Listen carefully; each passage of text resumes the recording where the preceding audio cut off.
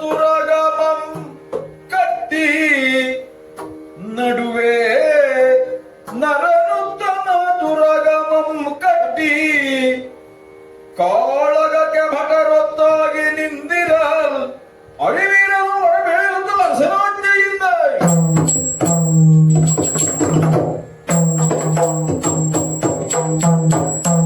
ಏನೆಲ್ಲ ಘಟನೆಗಳೆಲ್ಲ ಜರುಗಿ ಹೋಯಿತು. ನಾನು ಊಹಿಸಿರಲಿಲ್ಲ ಎಲ್ಲ ರೀತಿಯ ಘಟನೆಗಳು ಹೀಗೆ ಸಾಗಿ ಹೋಗ್ತವೆ ಅನ್ನೋದನ್ನು ನಾನು ಅರ್ಥ ಮಾಡಿಕೊಳ್ಳಿಯೇ ಇಲ್ಲ. ಅಂತಹ ಘಟನೆಯೊಂದು ಜರುಗಿ ಹೋಯ್ತಲ್ಲ. ಪ್ರಭಾವತಿಯಿಂದ ನಾನು ಪುನೀತನಾದೆ ಒಂದು ಅರ್ಥದಲ್ಲಿ.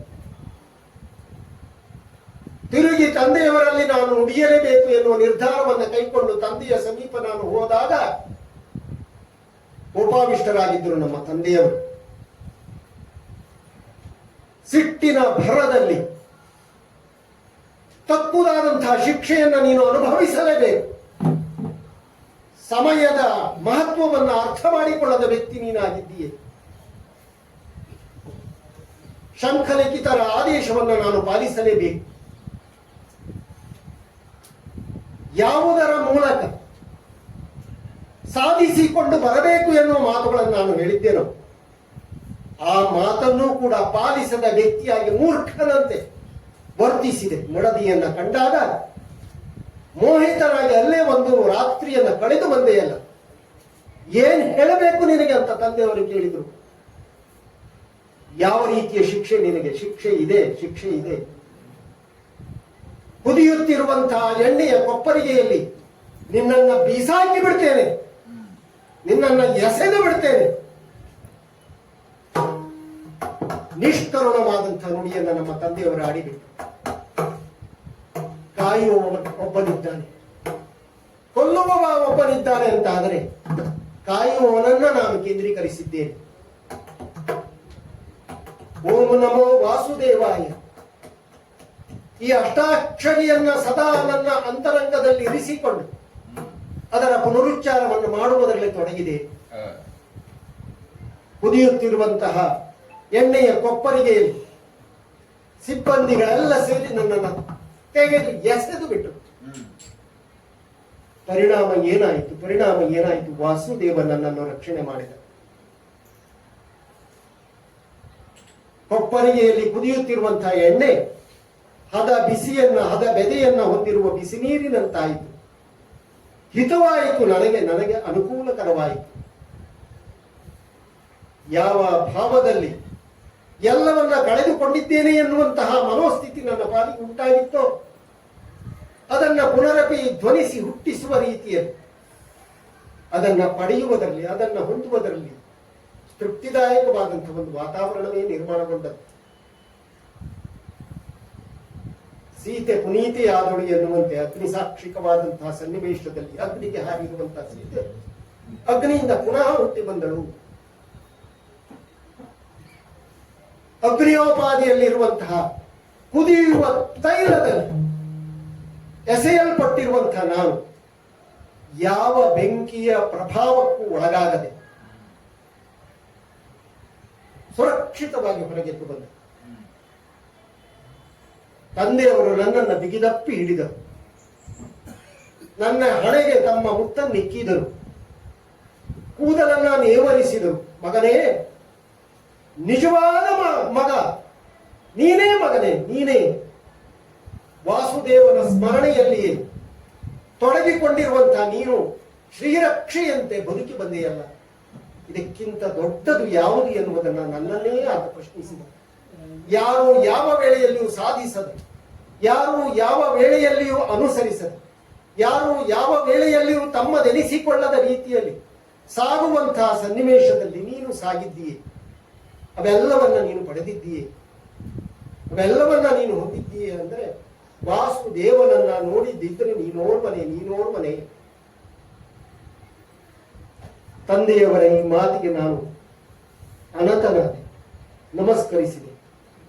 ಪುನಃ ಯುದ್ಧ ಸಿದ್ಧತೆಗಾಗಿ, ಯಾಕಂದ್ರೆ ನಮ್ಮವರು ಕುದುರೆಯನ್ನ ಕಟ್ಟಿ ನಿಂತಿದ್ದಾರೆ. ಅರ್ಜುನನ ಆಗಮನ ಆಗುತ್ತಿದೆ ಎನ್ನುವುದರ ಅರಿವು ನನಗೆ ಆಗ್ತಾ ಇದೆ. ಪುನಃ ಆಜ್ಞಾಪಿಸಿದರು, ಡಂಗುರ ಸಾರಿದರು. ಹಾಗೆಯೇ ರಣರಂಗದ ಕಡೆಗೆ ನಾನು ಸಾಗ್ತಾ ಇದ್ದೇನೆ. ರಣರಂಗಕ್ಕೆ ಆಗಮಿಸಿದ್ದೇನೆ. ರಣರಂಗದಲ್ಲಿ ನನ್ನದೇ ಆದಂತಹ ವಿಶಿಷ್ಟವಾದ ಪದ್ಮವ್ಯೂಹವನ್ನು ನಾನು ರಚನೆ ಮಾಡಿದ್ದೇನೆ. ಸಿಬ್ಬಂದಿಗಳು ಕಟ್ಟಿರುವಂತಹ ಕುದುರೆಯನ್ನ ಅದರ ನಡುವಿಗೆ ತಂದು ಅದಕ್ಕೆ ಎಲ್ಲ ರೀತಿಯ ರಕ್ಷಣೆಗಳು ಬೇಕು ಎನ್ನುವುದನ್ನ ಗ್ರಹಿಸಿ ರಕ್ಷಕ ಭಟನಂತೆ ನಾನು ನಿಂತೆ. ಅದರ ರಕ್ಷಣೆಯಲ್ಲಿ ನಾನು ತನ್ಮಯತೆಯನ್ನು ಹೊಂದಿದೆ. ನೋಡೋಣ ಏನಾಗ್ತದೆ ಎಂಬುದನ್ನು ನೋಡೋಣ.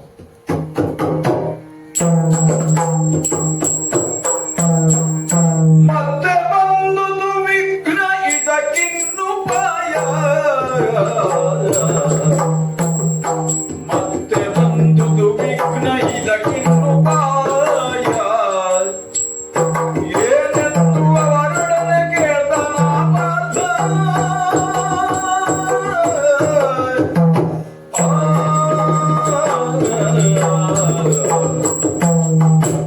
ಶುಭಾಂಸಿ ಬಹುವಿಘ್ನಾನಿ.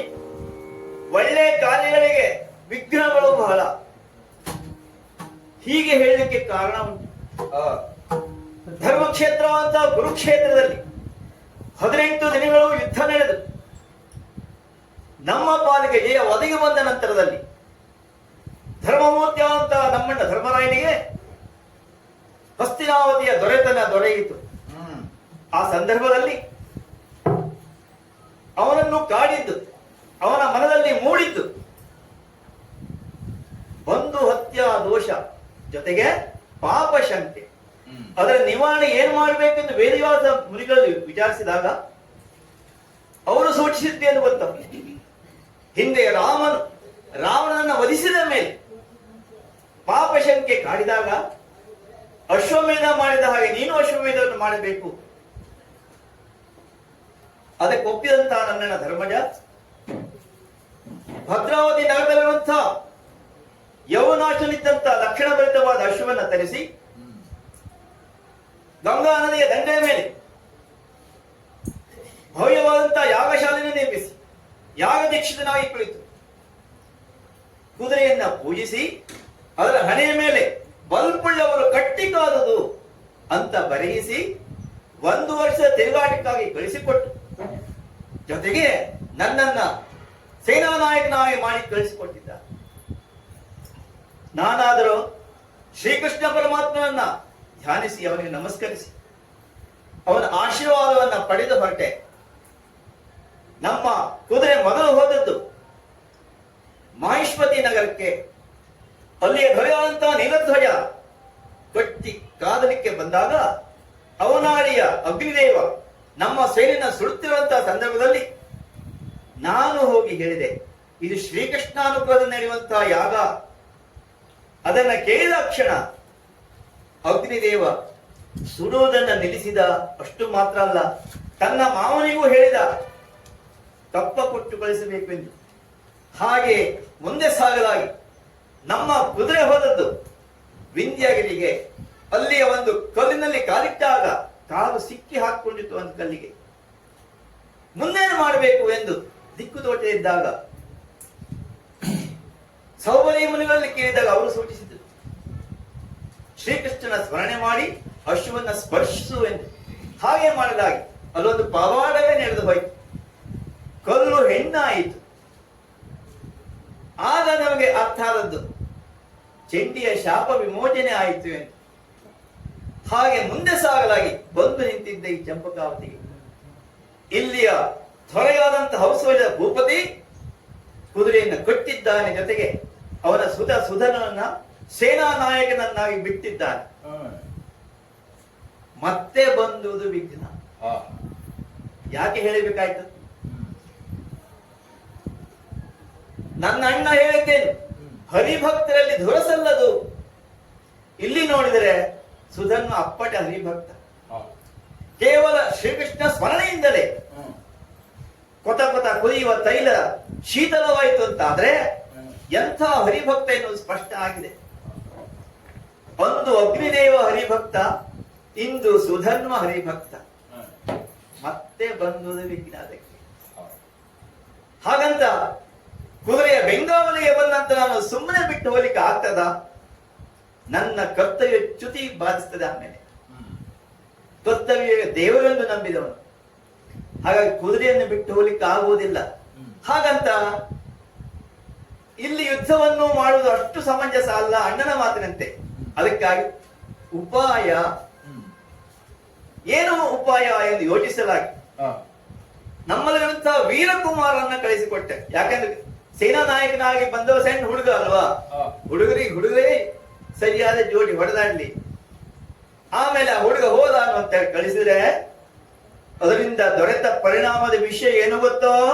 ಏನು?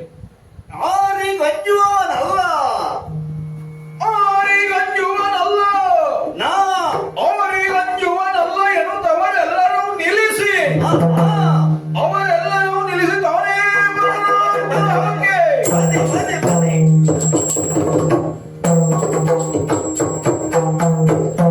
ಆ ಹುಡುಗನ ಜೊತೆ ಹೋರಾಡ ಹೋದವರೆಲ್ಲ ಬಿದ್ದು ಬಂದದ್ದು ಬಿಟ್ಟರೆ ಗೆದ್ದು ಬಂದವರಿಲ್ಲ. ವೃಷಕೇತು ಸೋಲನ್ನು ಅನುಭವಿಸಿದ, ಪ್ರದ್ಯುಮ್ನ ಪರಾಭವ ಹೊಂದಿದ, ಸಾತ್ಯಕಿ ಪೆಟ್ಟು ತಿಂದು ಹಿಮ್ಮೆಟ್ಟಿದ, ಅನುಸಾಲು ಅವನ ಶೌರ್ಯ ಸಾಹಸಕ್ಕೆ ಸಾಲದೆ ಹೋದ, ಕೃತವರ್ಮ ಕೃತಕೃತ್ಯನಾಗದೆ ಹೋದ. ಇದರ ಅರ್ಥ ಈ ಹುಡುಗ ನಮ್ಮವರಿಗೆ ಯಾರಿಗೂ ಅಂಜುವವನಲ್ಲ. ಆದರೆ ತ್ರಿಲೋಕವಿಯ ಅಂತ ಈ ಪಾರ್ಥ ಪ್ರಪಂಚದಲ್ಲಿ ಯಾರಿಗೂ ಅಂಜುವವನಲ್ಲ. ಹೀಗಿರುವಾಗ ಸೋತ ಬಂದ ನಮ್ಮವರೆಲ್ಲ ಬೆನ್ನ ಹಿಂದೆ ನಿಲ್ಲಿಸಿದ್ದೇನೆ. ಈಗ ನಾನೇ ಹೋಗಬೇಕು ಧುರಕ್ಕೆ. ಹೇಗೆ? ಸಡ್ಡಗರ ದಮ್ಮಿದ್ದ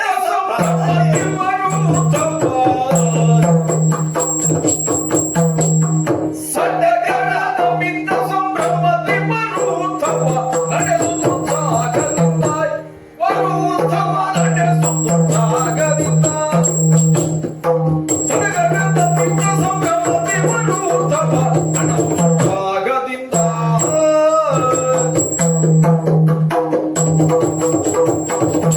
ನಮ್ಮ ರಥದಿಂದ ಎದ್ದಂತಹ ಧೂಳು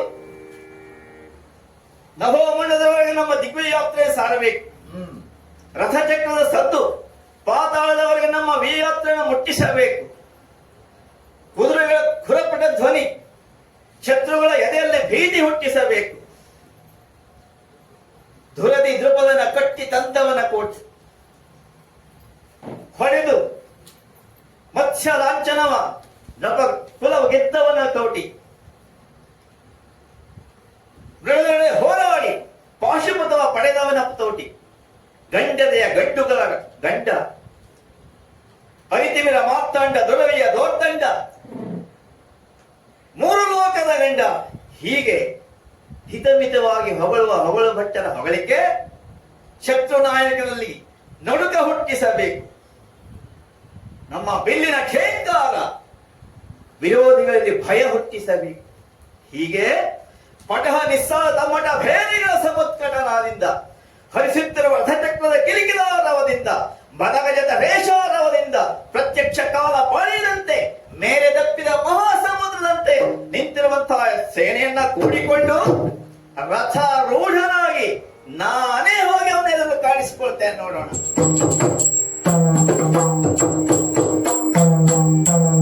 ಎದುರು ಬರುತ್ತಿರುವಂತಹ ವ್ಯಕ್ತಿ ಯಾರು ಇರಬೇಕು? ಸೃಷ್ಟಿ ಅರ್ಜುನ ಎಂಬವನೆ ನೀನು,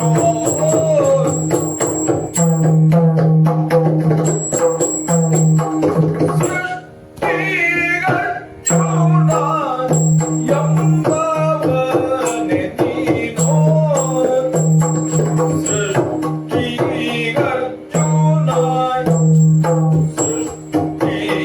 ಅರ್ಜುನ ಎಂಬವನೆ ನೀನು, ನಿನ್ನ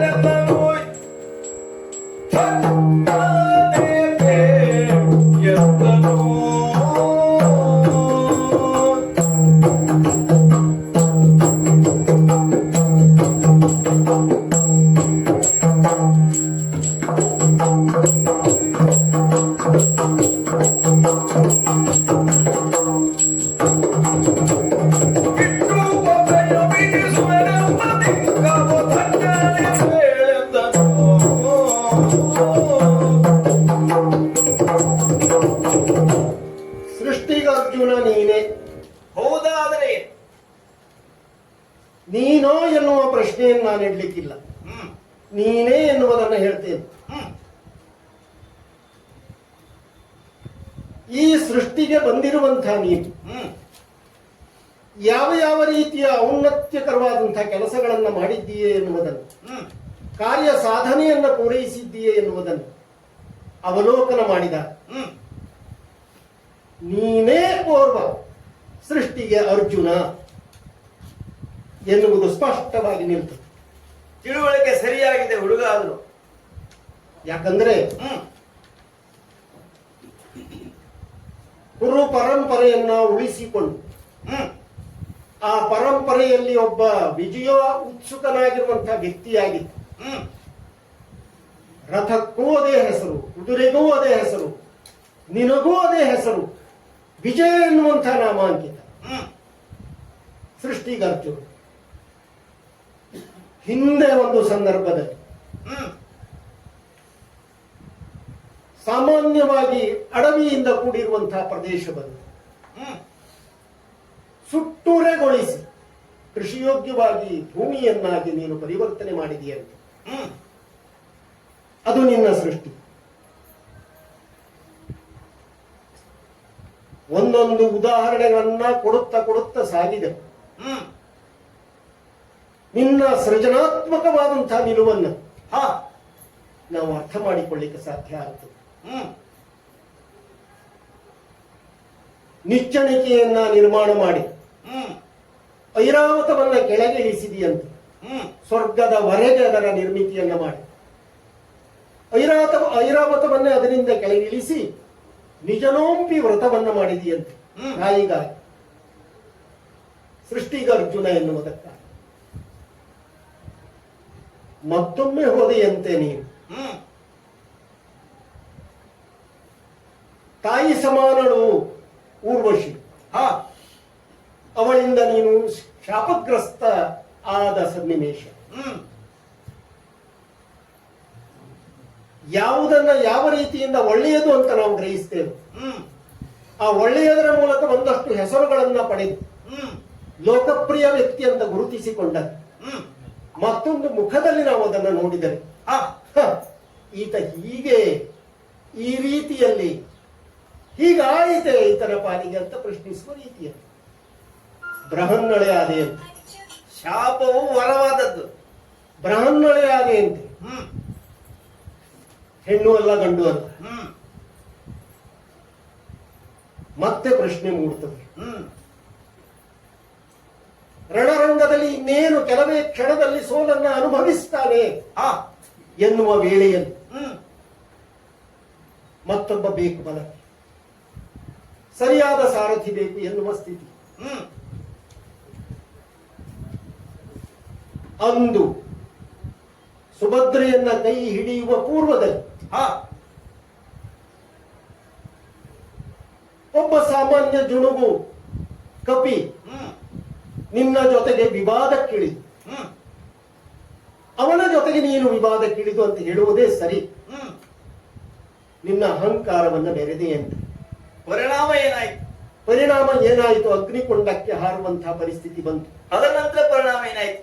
ಅದರ ಮುಂದಿನ ಕಥೆಯನ್ನು ನಾವು ಪ್ರಮುಖವಾಗಿ ಇರಿಸಿಕೊಳ್ಳುವುದಕ್ಕಿಂತ ಅದು ಮುಖ್ಯವಾದ ಒಂದು ಸಾರೆ ಅಹಂಕಾರಕ್ಕೆ ಒಳಗಾಗಿರುವಂತಹ ವ್ಯಕ್ತಿ ಅಹಂಕಾರವನ್ನು ಮುರಿಯುವ ಪರಿಸ್ಥಿತಿ ಬಂತು ಅಂತ ಆದ್ರೆ ಅಲ್ಲಿ ಮಾರುತಿ ಹೇಗೆ ಬಂದ ನಮಗೆ ಅನುಕೂಲವಾಗಿ ಅದನ್ನು ಯೋಚಿಸಿ. ಅದು ಪರಿಣಾಮ. ಅನುಕೂಲದ ಬಗೆಗೆ ನೀನು ಯೋಚನೆ ಮಾಡ್ತೀಯೇ ಹೊರತು ಅದು ರಾಮನ ಆ ನಿರ್ದೇಶನದಂತೆ ಆದದ್ದಲ್ವಾ?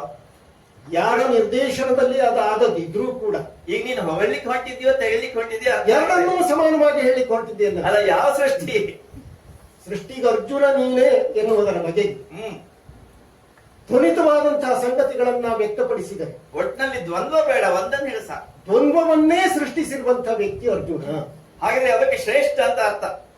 ದ್ವಂದ್ವವನ್ನ ಸೃಷ್ಟಿಸುವುದರ ಮೂಲಕ ಲೋಕಪ್ರಿಯವಾದದ್ದನ್ನ ಯಾವುದನ್ನ ಕೊಡಬೇಕು ಅದನ್ನ ಕೊಡಲಿಕ್ಕಾಗದೆ ಮತ್ತೊಬ್ಬರದಕ್ಕೆ ಬೇಕಾದಂತಹ ಸನ್ನಿವೇಶ, ಅಂದರೆ ನನ್ನಿಂದಲೇ ಅದನ್ನ ಪಡೆಯಲಿಕ್ಕೆ ಸಾಧ್ಯ ಆಗುವುದಿಲ್ಲ ಎನ್ನುವಂತಹ ಸನ್ನಿವೇಶ ನಿರ್ಮಾಣ ಬಂದಾಗ ಅದಕ್ಕೆ ಬೇಕಾದಂತಹ ಪರಿಹಾರವನ್ನ ಮಾಡಲಿಕ್ಕೆ ನಿನ್ನ ಆಪ್ತನೊಬ್ಬ ನಿನಗೆ ಬೇಕಾಗಿದೆ. ಏನೂ ಇರಲಿ, ಸೃಷ್ಟಿಗೆ ಅರ್ಜುನ ನೀನೇ. ಅರ್ಜುನ ಎನ್ನುವವರನ್ನ ಮತ್ತೊಬ್ಬರನ್ನ ನಾವಿಲ್ಲಿ ಗುರುತಿಸಲಿಕ್ಕೆ ಸಾಧ್ಯವೇ ಇಲ್ಲ. ಅದು ಒಂದು ಮಾತು ಸಾಕಾಗಿತ್ತು, ಇರ್ಲಿ. ಆದರೆ ಮರು ಮಾತನಾಡಲೇಬೇಕು. ಯಾಕೆ? ಸಂಬಂಧಿಸಿ ಹೇಳು, ಯಾಕೆ? ನಿನಗೂ ಈ ಸಂದರ್ಭದಲ್ಲಿ ಮುಷ್ಟಿಕಟ್ಟಿ ಮಾತನಾಡುವಷ್ಟರ ಮಟ್ಟಿಗೆ ಗಟ್ಟಿಯಾಗಿದ್ದೀಯ.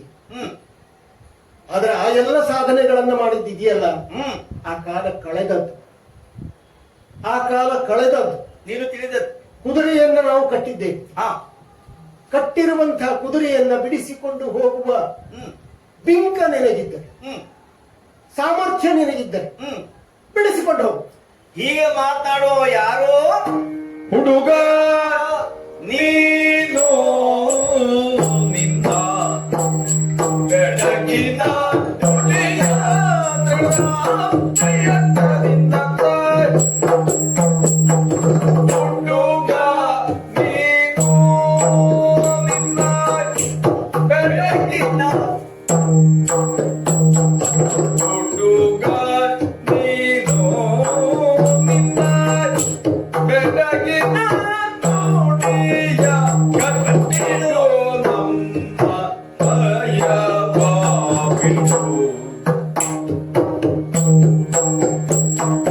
ಹುಡುಗ ನೀನು ನಿನ್ನ ಬೆಳಗಿನ ನುಡಿಯ ಕಟ್ಟಿರೋಯ್ ಕಟ್ಟಿರೋಯ್ ಕಟ್ಟಿರೋ ನಮ್ಮ ಭಯವಾಬಿಡು.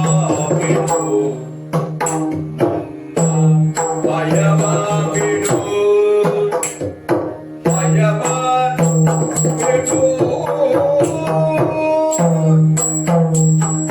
ಪಡೆಯನ್ನು ಕೊಂಡು ನಮ್ಮೊಳಗೆ ತೆರಳು.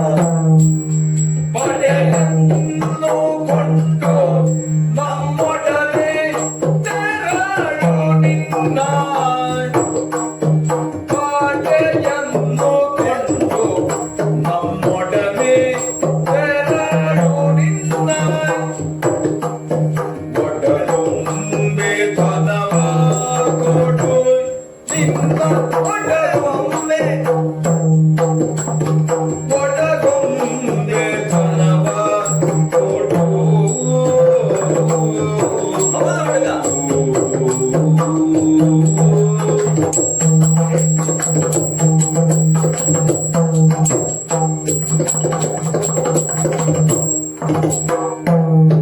ಒಡೆಯನ್ನು ಕೊಂಡು ನಮ್ಮೊಡನೆ ತೆರಳು ನಿನ್ನ.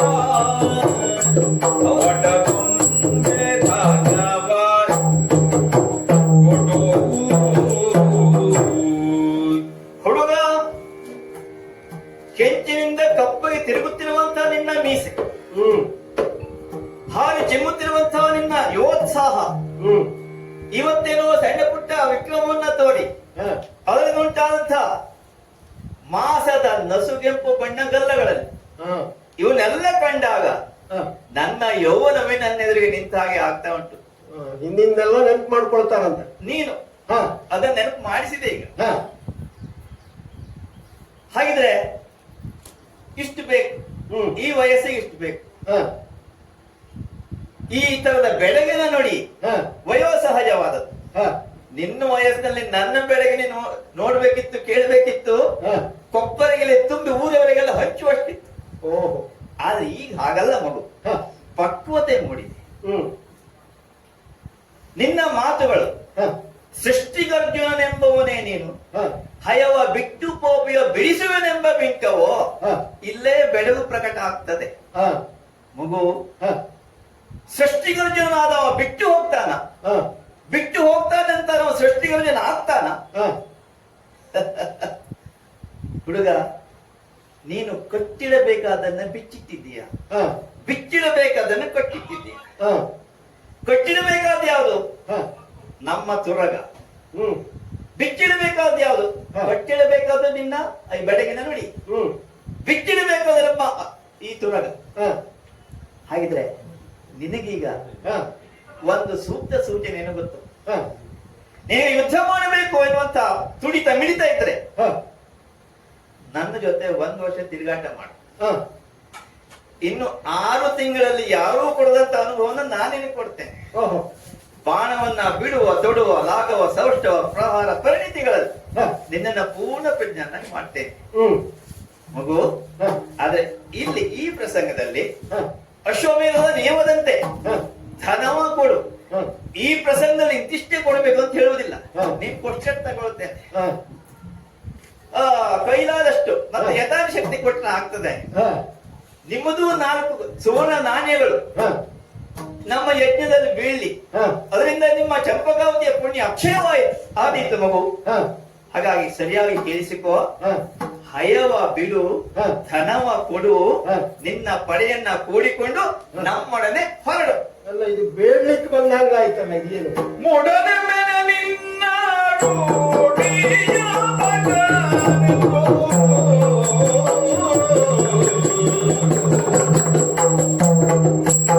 ಮೂಢ, ಏನ್ ಮೂಢ? ಮೂಢನೆಂಬೆ ನಿನ್ನ ರೂಢಿಯ ಮಗಳನೆಂಬೋ. ಆಡುತ್ತೀಗರು ಎಲ್ಲರೂ, ಆಡುತ್ತೀಗರು ಎಲ್ಲರೂ.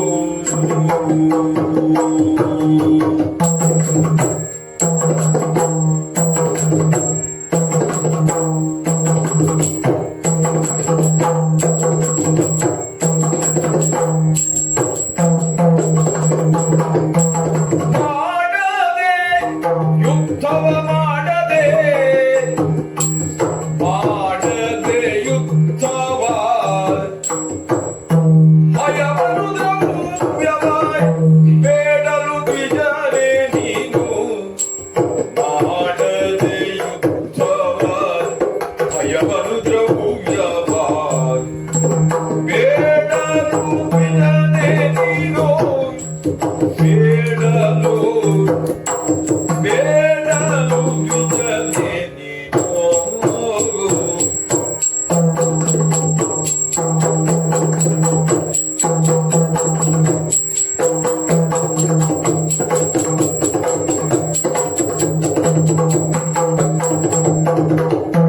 ಮಾಡದ ಯುದ್ಧವ ಹಯವನ್ನು ದ್ರವ್ಯವ ಬೇಡಲು ದ್ವಿಜರೇ ನೀನು.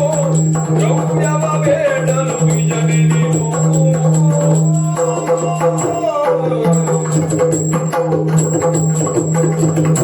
ಹುಡುಗ ನಿನ್ನ ಬೆಳಗಿನ ನುಡಿಯನ್ನು ಕಟ್ಟಿಡು. ಹ್ಮ್.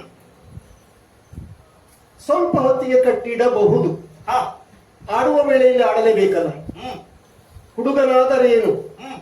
ಹುಡುಗನ ಈ ತೋರಿಸುವ ತೋಳುಬಲದ ಈ ಸನ್ನಿವೇಶವನ್ನು ಗಮನಿಸಿದ ಹ್ಮ್.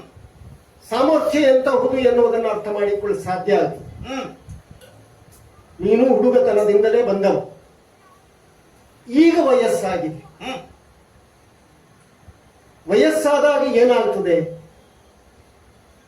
ಕೈಯಲ್ಲಿ ಆಗದ ವ್ಯಕ್ತಿ ಮೈಯೆಲ್ಲವನ್ನ ಪರಚಿಕೊಂಡನಂತೆ. ಹ್ಮ್. ಹ್ಮ್. ಹುಡುಗ ಹ್ಮ್. ಅದ್ ನಾನ್ ಹೇಳ್- ಕಟ್ಟಿರುವ ಹಯವನ್ನ ಬಿಡು. ಹ್ಮ್. ಧನವನ್ನು ಕೊಡು. ಹಾ ಧನವನ್ನು ಕೊಡು ಅಂತ ಕೇಳುವವರು ಯಾರು? ಧನವನ್ನ ಪಡೆಯಬೇಕು, ಹ್ಮ್ ಕೊಡುವವರನ್ನ ಎದುರಿಸಬೇಕು, ಸಾಮರ್ಥ್ಯವನ್ನ ತೋರ್ಪಡಿಸಬೇಕು. ಹ್ಮ್ ಕ್ಷತ್ರಿಯಾಣಿ ಧರ್ಮ ಎನ್ನುವುದು ಏನಿದೆಯೋ ಅದನ್ನ ಪಾಲಿಸತಕ್ಕದ್ದು, ಪಾಲಿಸಲೇಬೇಕು. ಹ್ಮ್ ಸೋಲಿರಲಿ ಗೆಲುವಿರಲಿ ಹಾ ನಿಜ ಸಾಮರ್ಥ್ಯವನ್ನು ತೋರಿಸಿಯೇ ಶ್ರಮಿಸಿಯೇ ಹ್ಮ್ ಪಡೆಯಬೇಕಾದದ್ದು ಕ್ಷತ್ರಿಯ ಧರ್ಮ ಅಂತ ಹೇಳ್ತಾರೆ. ಹ್ಮ್ ಕ್ಷಾತ್ರ ಧರ್ಮಕ್ಕೆ ಯೋಗ್ಯವಾದದ್ದನ್ನ ಬಿಟ್ಟು ಹಾ ಒಬ್ಬ ಸಾಮಾನ್ಯ ದ್ವಿಜನಂತೆ, ಒಬ್ಬ ಸಾಮಾನ್ಯ ಬ್ರಾಹ್ಮಣನಂತೆ ಕೊಡಿ ಅಂತ ಬೇಡುವ ನಿನ್ನನ್ನ ನೋಡಿದರೆ ಹ್ಮ್ ಲೋಕ ಎಲ್ಲ ಆಡಿಕೊಳ್ತಾ ಇದೆ. ಮೂಢ ಮೂಢ ಮೂಢ ಅಂತ. ಹ್ಮ್ ಮೂಢ ಪ್ರಕರಣಕ್ಕೆ ಸಿಕ್ಕಿಬಿಟ್ಟಿಯಲ್ಲೋ ಮಾರಾಯ ನೀನು. ಹಾಗೆ ಅರ್ಥೈಸಿದ್ಯಾ? ಹಾ ಅಲ್ಲ, ನೀನು ತಿಳಿದದ್ದೇ ತಪ್ಪಾಗಿದೆ. ಹಾ ಕಾರಣ ಹಾ ಭೂತಳದಲ್ಲಿ ಸಾರಿ ಕೊಂಡುವದಿದು ರಾಜನೀತಿಯ ಧರ್ಮವಿದು. ಹೌದು, ಭೂತಳದಲ್ಲಿ ಸಾರಿ ಕೊಲ್ಲುವುದಿದು ರಾಜನೀತಿಯ ಧರ್ಮವಿದು. ನೀ ತರಳನು ನಿನ್ನೊಳುಲ್ಲೇರಣವಾಯ್. ನೀ ತರಳನು ನಿನ್ನೊಳುಲ್ಲೇರಣವಾಯ್. ನಿನ್ನ ತಾತನ ಕರೆಸಿಕೊಡು.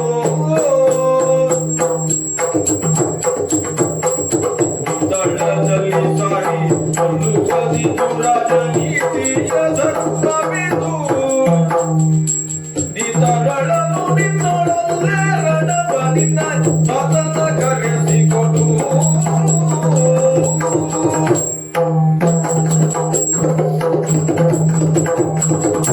ಹುಡುಗ, ಒಂದು ಮಾತಿಗೆ ಹಲವು ಅರ್ಥಗಳು. ಹ್ಮ್ ಸರಳ ಅರ್ಥ, ಶಬ್ದಾರ್ಥ, ಭಾವಾರ್ಥ ಹೀಗೆ. ಹಾ ಆದ್ರೆ ವಿಪರೀತ ಅರ್ಥ ಗ್ರಹಿಸಬಾರದು. ಹಾ ಮಗು, ಹ್ಮ್ ಆಡಿದವ ಯಾವುದು, ಹಾ. ಸಂದರ್ಭ ಯಾವುದು ಎನ್ನುವಂತ ಕನಿಷ್ಠ ಅರಿವಿರಬೇಕು.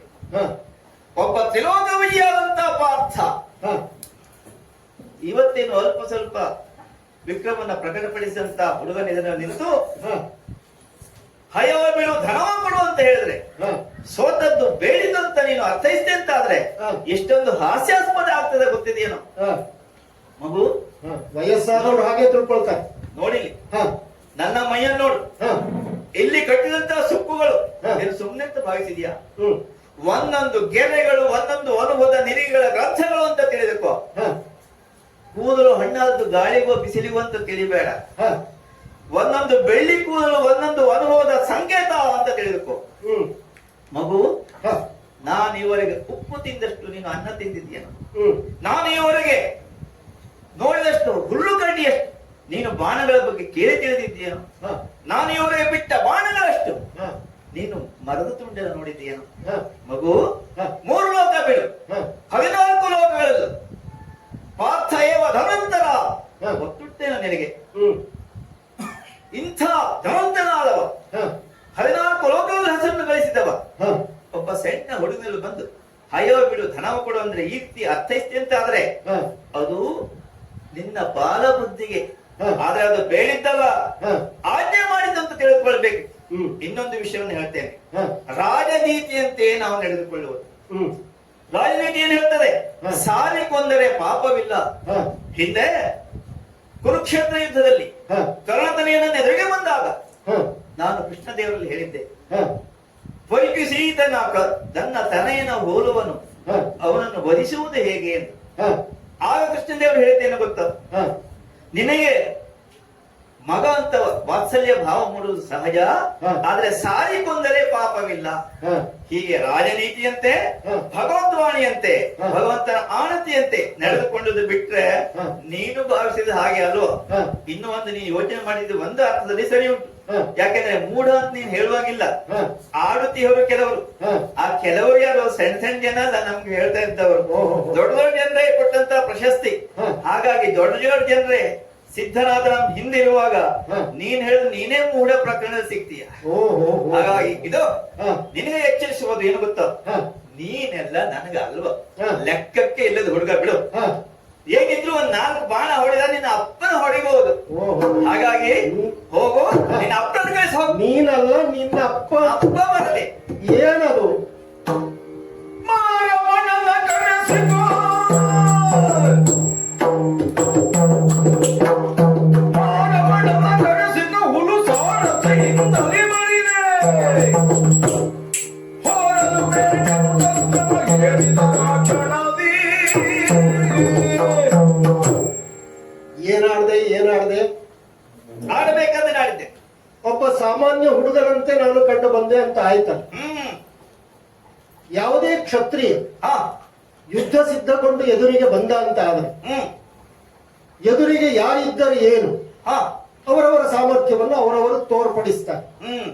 ಅವರ ಸಾಮರ್ಥ್ಯದ ಬಲ ಏನು ಎನ್ನುವುದನ್ನು ಅವರು ತೋರಿಸಿದಾಗ ಅವರ ಮೂಲ ತೇಜೋ ಸಂಗತಿಗಳನ್ನು ಅರ್ಥ ಮಾಡಿಕೊಳ್ಳಿಕ್ಕೆ ಸಾಧ್ಯ ಆಗ್ತದೆ. ಹಾ.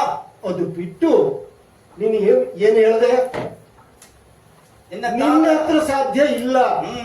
ನನ್ನ ಜೊತೆಗೆ ಯುದ್ಧ ಮಾಡಿ ನೀನು ಇದನ್ನ ಅನುಭವದ ರೀತಿಯಲ್ಲಿ ತೆಗೆದುಕೊಂಡದಿದ್ರೆ ನಿನ್ನ ಮಾತನ್ನು ಒಪ್ಪಬಹುದಾಗಿತ್ತು.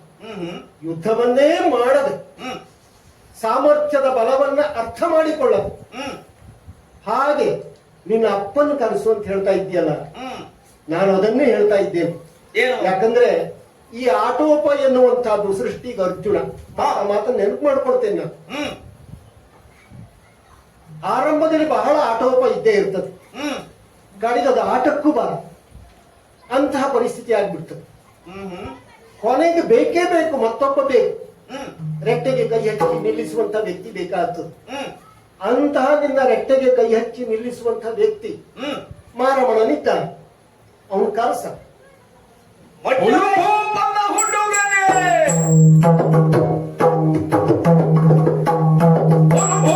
ಹುಡುಗನೇ ನಡುಗಿಸುವರೆ ಹರಿಯೇ ಬಗ್ಗೆ, ನಡುಗಿಸುವರೆ ಹರಿಯೇ ಬಗ್ಗೆ.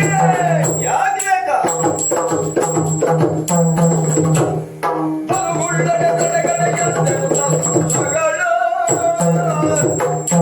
ಹುಡುಗ, ನಿಮ್ಮದಂತ ಈ ಚಿಕ್ಕದಂತ ಚಂಪಕಾವತಿ, ನಾವು ಹಿಂದೆ ಹೋರಾಡಿದಂತ ಕುರುಕ್ಷೇತ್ರದ ಉದ್ದಗಲಕ್ಕೂ ಅಲ್ಲ, ನಿಮ್ಮ ಈ ರಣಾಂಗಣ, ಈ ಕೋಟೆ ಕೊತ್ತಲ ಎಲ್ಲ ಸೇರಿದರೂ ನಮ್ಮ ಹಸ್ತಿನಾವತಿ ಸಾಮ್ರಾಜ್ಯದ 100ನೇ ಒಂದು ಭಾಗವಲ್ಲ.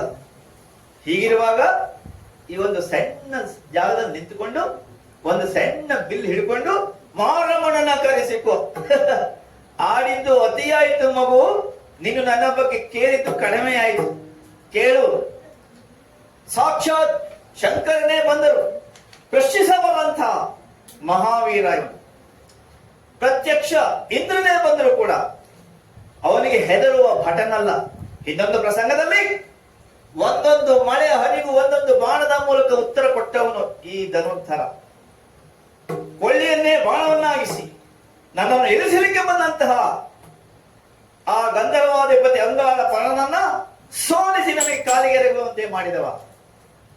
ಮತ್ತೆ ಹೆಚ್ಚೇನು, ಕುರುಕ್ಷೇತ್ರ ಯುದ್ಧದಲ್ಲಿ ಭೀಷ್ಮ, ಕರ್ಣ, ಅಧಿರಥ ಮಹಾರಥರೆಲ್ಲ ಒಟ್ಟಾಗಿ ಬಂದಾಗ ಅವರೆಲ್ಲರಿಗೂ ಈ ಇಂತಹ ದುರ್ಬಲ ಸಾರಥ್ಯವನ್ನು ಇಟ್ಟುಕೊಂಡೇ ಅವರನ್ನ ಪರಾಭವಗೊಳಿಸಿದವ ಈ ಕ್ಷತ್ರಿಯ ವೀರ, ಕಲಿ ಸಮರ್ಥ ಜಿಷ್ಣು, ಸವ್ಯ ಸಾಟಿ ಧನಂಜಯ. ಹೀಗಿರುವಾಗ ಯಕ್ಕಶ್ಚಿತ ಹುಡುಗರ ನಿನ್ನನ್ನ ಗೆಲ್ಲಿಕ್ಕೆ ಒಂದು ಯಕ್ಷಶ್ಚಿತವಾದಂತ ಭೂಪತಿಯ ಮಗನ ಅಂತ ನಿನ್ನನ್ನ ಗೆಲ್ಲುವ ಸಲುವಾಗಿ ಮಾರವಣ ಬೇಕೇನೋ? ಈ ತ್ರಿಲೋಕ ರಮಣನೇ ಸಾಕು. ಅರ್ಥ ಆಯ್ತಾ? ಎಲ್ಲ ಕಥೆಯಲ್ಲೂ ಹೀಗೆ ಆಗಿದೆ. ಮೊದಲು ಇದೇ ರೀತಿ ಮಾತನಾಡಿ ಕಡೆಗೆ ಅವನು ಬಂದಂತೂ ಬಗೆಹರಿಲೇ ಇಲ್ಲ. ಹಾಗಿದ್ರೆ ಈಗ ಒಂದು ವಿಚಾರ ಮಾಡ್ಬೇಕು. ನಿನಗೆ ಯುದ್ಧ ಮಾಡುವ ಒಂದು ಉತ್ಸಾಹ ಉಂಟಲ್ಲ, ಏನೋ ಕುಳಿತೇನ ಬಾಣ ಊದುರೆ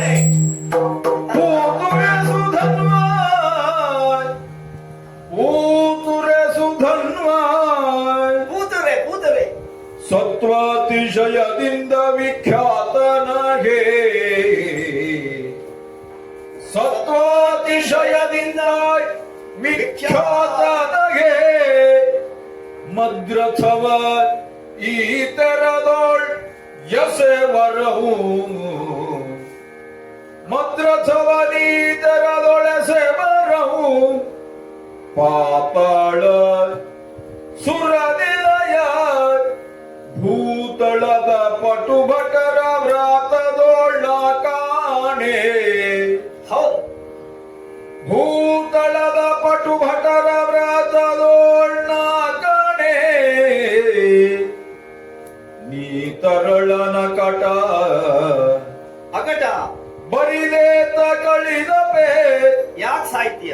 ನಿನ್ನ ತಾತನವು ಬರಹೇಳು. ಹೌದು, ನಿನ್ನ ತಾತನವು ಬರಹೇಳು. ಖಾತಿಸುವ ನಾನಲ್ಲ ಎಂದನ ಪಾರ್ಥ.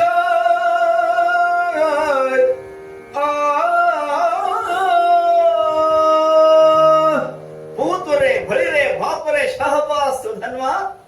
ಮೆಚ್ಚಿದೆ ಮೆಚ್ಚಿದೆ.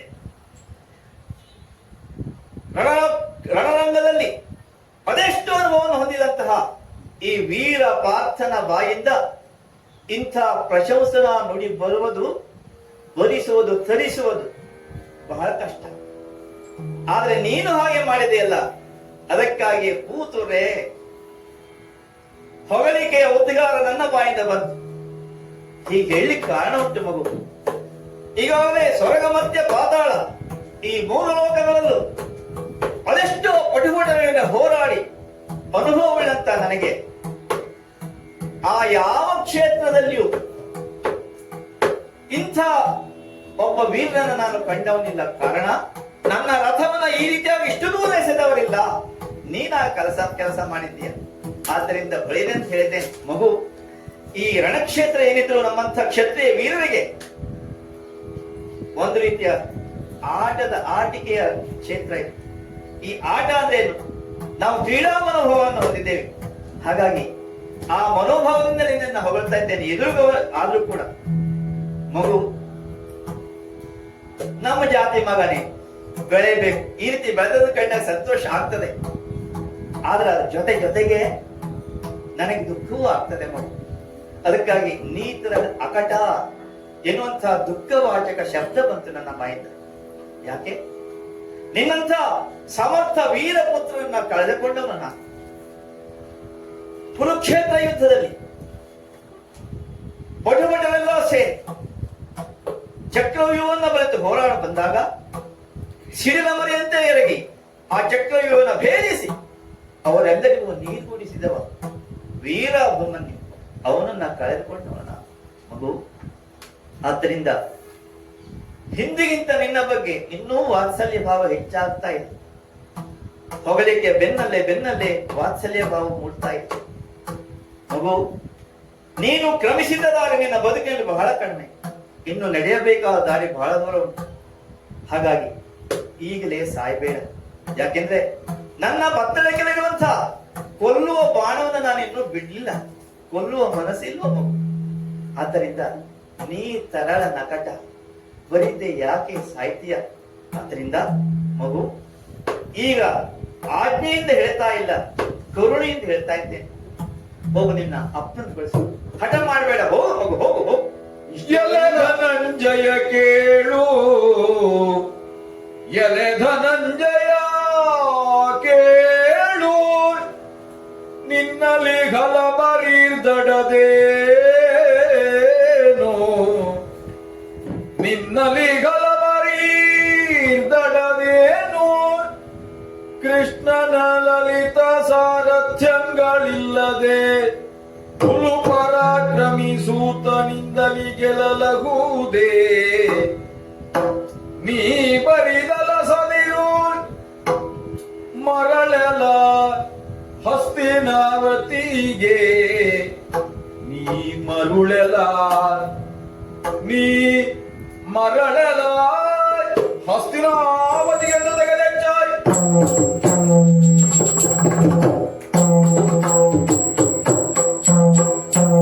ನಿಜವಾಗಿಯೂ ಮರುಳಾಗಿದ್ದಾನೆ ಈತ.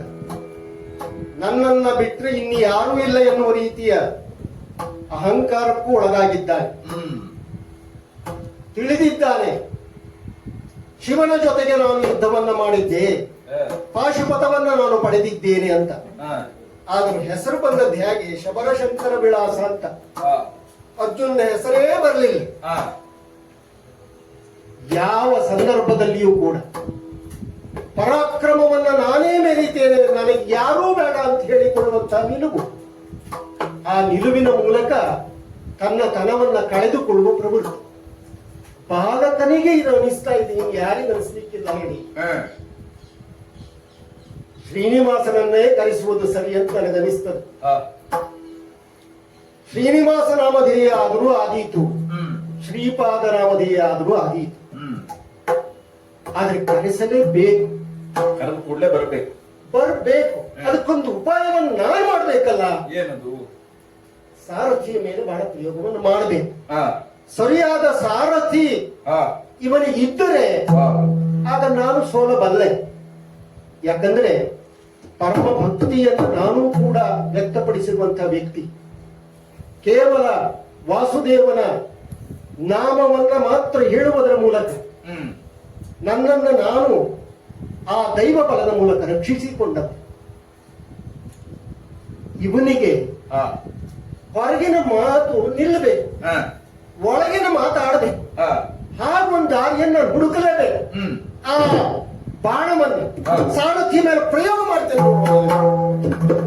ದೇವ ಕೃಷ್ಣ ದೇವ ಕೃಷ್ಣ ನೀನು ನಮ್ಮ ಭಾವನೆಂದು ನಂಬಿ ಜಗದಿ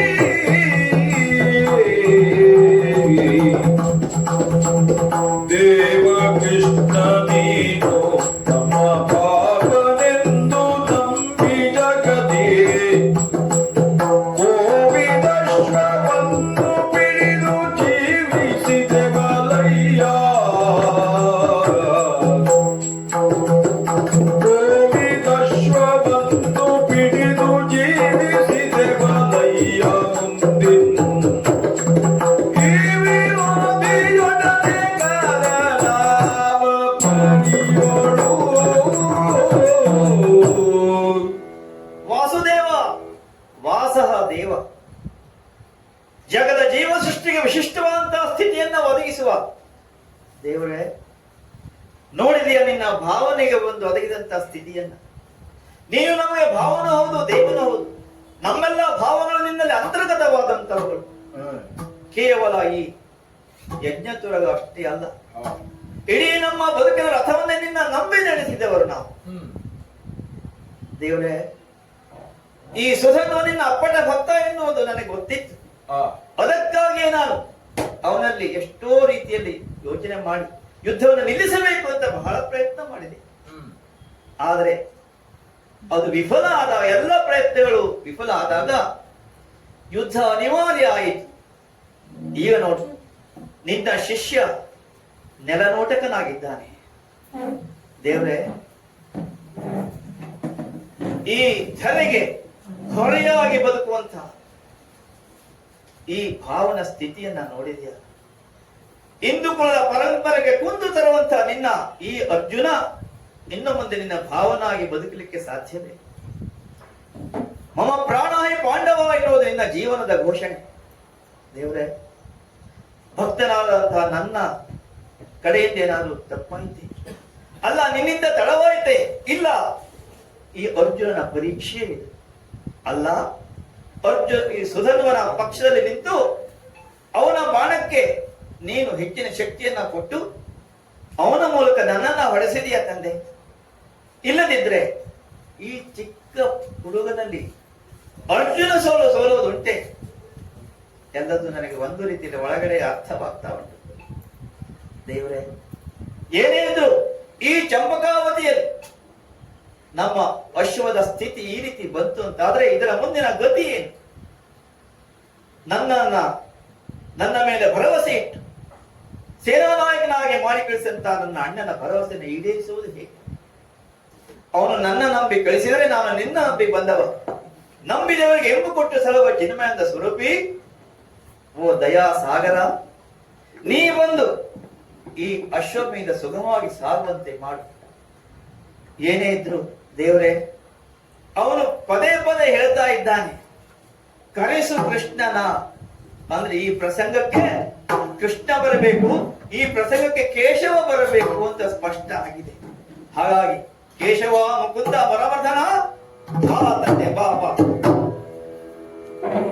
ಬಂದ ತಕ್ಷಣದೊಳಲ್ಲಿಗೆ ಕರಿತ ಮೋಗಿದ ಮೋಗಿದ ಕರಿಪುತ.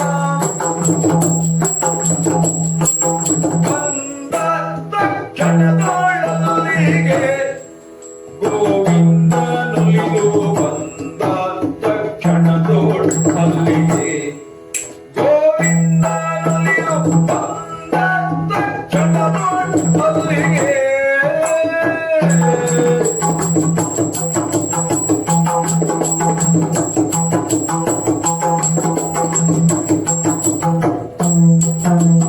ಬಂದನು ನರ ನರದ ಜಗೆ ಗರುಡ ಚಂದನಾಗಿಯ ಮಂದರಧರನು. ಬಂದನು ನರ ನರದ ಜಗೆ ಗರುಡ ಚಂದನಾಗಿಯ ಮಂದರಧರನು. ಬಂದನು ಗರುಡ ನಂದನಾಗಿಯೇ. ಬಂದನು ಗರುಡ ಚಂದನಾಗಿಯೇ ಮಂದರಧರನು. ಬಂದನು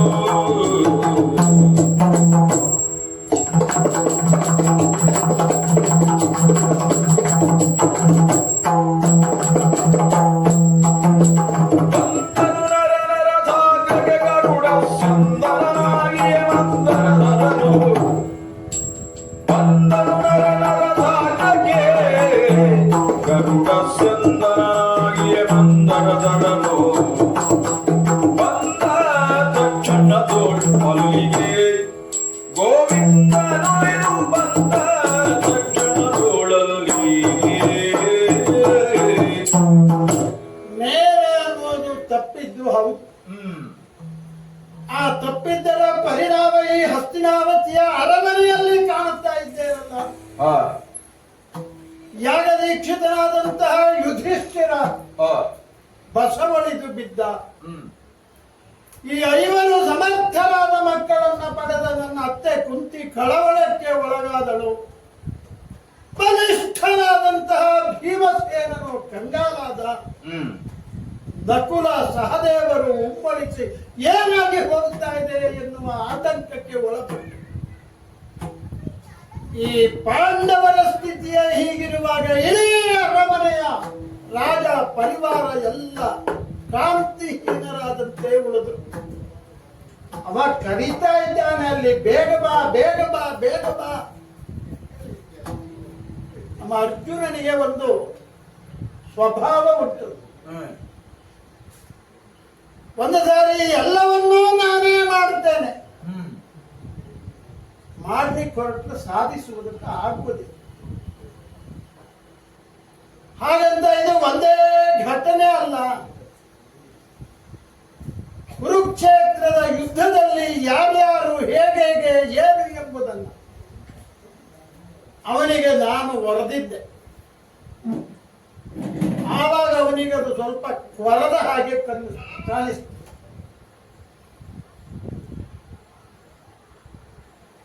ಇಡೀ ಲೋಕವನ್ನು ಒಂದು ಸಾರಿ ಅವನು ತನ್ನ ದಿಗ್ವಿಜಯ ಯಾತ್ರೆಯಲ್ಲಿ ಹೋಗಿದ್ದ. ಆವಾಗ ಈ ದಕ್ಷಿಣಾಪಥಕ್ಕೂ ಬಂದಿದ್ದ. ಯಾವ ಯಾವ ಮನುಷ್ಯನ ಜೀವನ ಶೈಲಿ ಏನು, ಯಾವ ರೀತಿ ವರ್ತಿಸಬೇಕು, ಶ್ರದ್ಧೆ ಏನು, ಪ್ರೀತಿ ವಿಶ್ವಾಸಗಳು ಯಾವುದು, ಅವನಿಗೆ ಆವಾಗ ನೋಡ್ಲಿಕ್ಕಾಗಲಿಲ್ಲ. 2 ಸಾರಿ ಈ ಕಡೆಗೆ ಬಂದು. ಆದ ಕಾರಣ ಇವತ್ತು ಅಶ್ವದ ರಕ್ಷಣೆಗಾಗಿ ಮಹಾನಾಯಕನನ್ನಾಗಿ ಮಾಡಿ ಅವನನ್ನು ಕಳಿಸಲಾಗಿತ್ತು. ಕುರುಕ್ಷೇತ್ರದಲ್ಲಿ ಬೋಧನೆ ಮಾಡಿದ್ದೆ, ಅವನಿಗೆ ಈ ಕ್ಷೇತ್ರದಲ್ಲಿ ದರ್ಶನ ಆಗಬೇಕು ಅಂತ ಒಂದು ಸ್ವಲ್ಪ ತಡದಿದ್ದವು. ಚಂಪಕಾವತಿಯ ರಣಭೂಮಿಯ ವರ್ತಮಾನವನ್ನ ಯುಧಿಷ್ಠಿರನಿಗೆ ಹೀಗಾಗಿದೆ ಅಂತ ಹೇಳ್ತಾ ನೀನು ಹೆದರಬೇಕಾಗಿದ್ದಿಲ್ಲ. ಅತ್ತೆ ಕುಂತಿಯನ್ನ ಸಾಂತ್ವನ ಪಡಿಸಿದೆ. ಅಮ್ಮ, ನೀನು ಚಿಂತಿಸಬೇಡ, ನಾನಿದ್ದೇನೆ. ಮತ್ತೆ ಭೀಮಸೇನನಿಗೆ ನಿನ್ನ ಮಗ ಮೇಘನಾದನಿಗೆ ಸ್ವಲ್ಪ ತೊಂದರೆ ಆಯ್ತು. ಹಾ. ಹಾಗಾಗಿ ನಿನಗೆ ಕರುಳು ಉರಿಯಾಯಿತು ಅಂತ ಅವನನ್ನು ಸಂತೈಸಿದೆ. ಹ್ಮ್. ನಕುಲ ಸಹದೇವರನ್ನು ಸಂತೈಸಿ ಆಯಿತು. ಆ. ಇಷ್ಟೊತ್ತಿಗೆ ನಮ್ಮ ಅರ್ಜುನನಿಗೆ ಒಂದಿಷ್ಟು ದರ್ಶನ ಆಗಿರಬೇಕು. ಹ್ಮ್. ಇನ್ನು ತಡ ಮಾಡುವುದಲ್ಲ, ಆ. ವೇಗವಾಗಿ ಆ ಚಂಪಕಾನಗರದ ರಣಭೂಮಿಗೆ ಸಾಗುವುದಕ್ಕೆ ಬೇಕಾಗಿ ಕರುಣವನ್ನು ಸಂಕಲ್ಪಿಸಿ ಏರಿ ಸಾಗುತ್ತೇನೆ ಆ ಕಡೆಗೆ. ಬಳಿಕ ಜಗಣಕ್ಕೆ ಮಣಿದ ಪಾರ್ಥನ ಸೆಳೆದು ಬಿಗಿದ ಪುತಲೆ ರಥದೊಳಗೆ ಕುಳಿತ ಶ್ವಗಳವಾಗೆಯ ಕೊಂಡ ನಾಗರಿಯೂ ಸಚ್ಚಿದಾನಂದ ನಂದ ಮುಕುಂದ ಗೋವಿಂದ ನಿನ್ನ ಅಡಿಯ ಗಡಿಯ ಹುಡಿಯನ್ನ ಶಿರಸ್ಸಿಗೆ ಹಾಕಿದ್ದೆ. ಇಳಿತು ನೋಡುತ್ತಲಾಗ ಭೂಪನ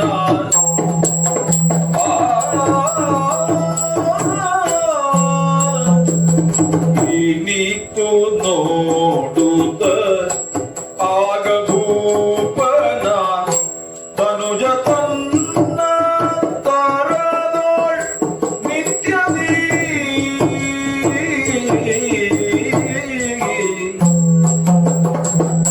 ನೆನೆವ ಮೂರ್ತಿಯು ನರ ನರಥದೊಳು ಮಿನುಗುತ್ತಿರುವುದ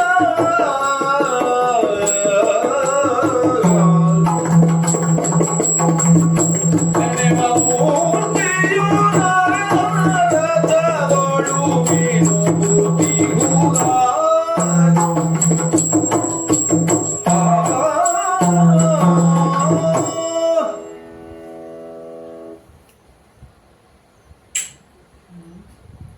ನೋಡುವ ನಿನ್ನ ಭುಜ ತಟ್ಟಿ ನಾವು ನಮ್ಮ ರಥವನ್ನು ನಿಲ್ಲಿಸಿ ಸಿದ್ಧ ಆಗಿತ್ತು. ನಮ್ಮ ಕೆಲಸ ನಾವು ಮಾಡೋದಾಯ್ತು. ಪ್ರತಿಕ್ರಿಯೆ ಆ ಕಡೆಯಿಂದ ಎದುರಿಗೆ ಏನ್ ಬರ್ತದೆ ಅದು ಮುಖ್ಯ ಆಗ್ತದೆ. ಈಗ ಸರಿಯಾಯ್ತು ಸರಿಯಾಯ್ತು.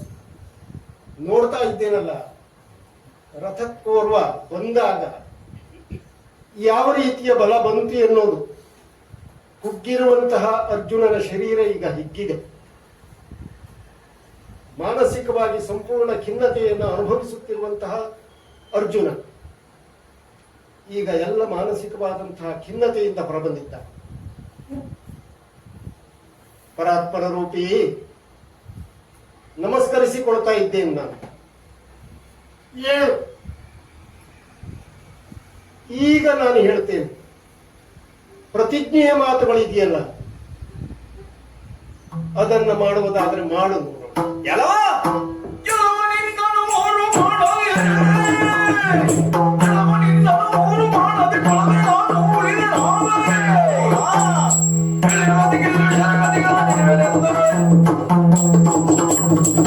ಯಾವ ಸುಧನ್ವ ನನಗೆ ಪಂಥವನ್ನು ನೀಡ್ತಾ ಇದ್ದೀಯ.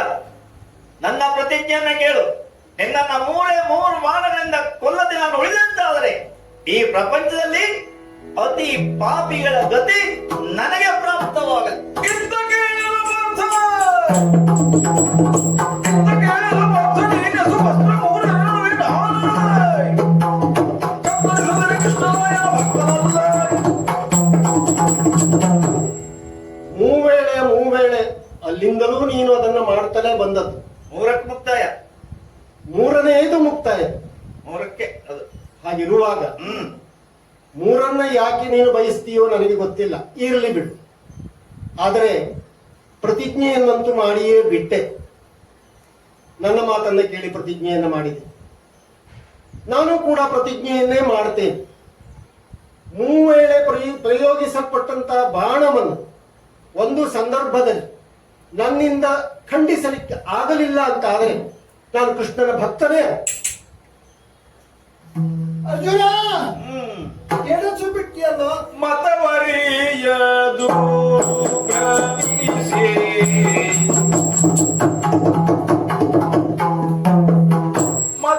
ಮತವರಿಯದು ಪ್ರವೇಶಿ ನುಡಿದ ಭಾಷೆಯು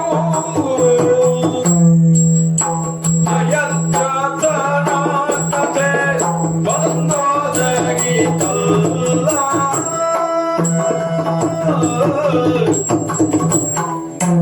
ಅತಿ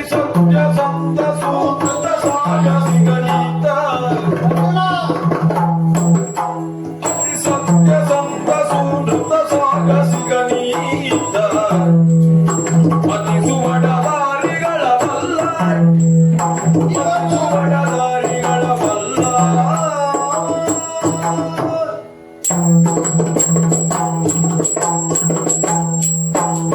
ಅರ್ಜುನ, ಭಾವ ದೇವ, ಇದೇನು ಉದ್ವೇಗದ ಆವೇಗದಲ್ಲಿ ಆದಂತಹ ಮಾತು ಅಂತ ಭಾವಿಸೋಣಮ? ಅಲ್ಲ, ಈ ಕ್ಷಣಕ್ಕೆ ಯಾವುದಕ್ಕೆ ಮಹತ್ವ ಕೊಡಬೇಕು ಎಂಬುದನ್ನು ಅರಿಯದೆ ನಿನ್ನ ಬಾಯಿಂದ ಹೊಲ ಬಿದ್ದ ಮಾತು ಅಂತ ನಾವು ತಿಳಿಯೋಣ. ಒಂದ್ ಹೇಳಿದ, ಏನು? ನೀನು ಬೆನ್ನಿಗಿದ್ರೆ ಹಾ, ನನಗ ಆ ಧೈರ್ಯ ಅದು ಹೇಳಿಕ್ಕಾಗಲ್ಲ, ಅಷ್ಟು ಧೈರ್ಯ ಬರ್ತದೆ. ಆಯ್ತಪ್ಪ. ಅಲ್ಲ, ಒಂದ್ ಹೇಳಿದ, ಏನು? ನೀನೀಗ ಹಿಂದಿದ್ದಾಗ ಹಾ, ಮೂರು ಬಾಣ ಹೇಳಿದ್ದೆ ಹೆಚ್ಚಾಯ್ತು, ಹಾ. ಒಂದೇ ಬಾಣ ತೆಗಿತೆ ಅಂತ ಹಾ, ಹೇಳ್ಬೇಕಾಗಿತ್ತು. ನಾನು ಕೇಳಿದ್ದು ಅಲ್ಲಿಗೆ ಬಂದಿದ್ದು. ಹಾ, ಹಾ, ಹಾ. ಈಗ ನಿನ್ನ ವಯೋಮಾನದ ಅನುಭವದ ನೆಲೆಯಲ್ಲಿ ನೋಡುವುದಾದ್ರೆ ಅವ ಅನನುಭವಿ, ಹೌದಲ್ಲ?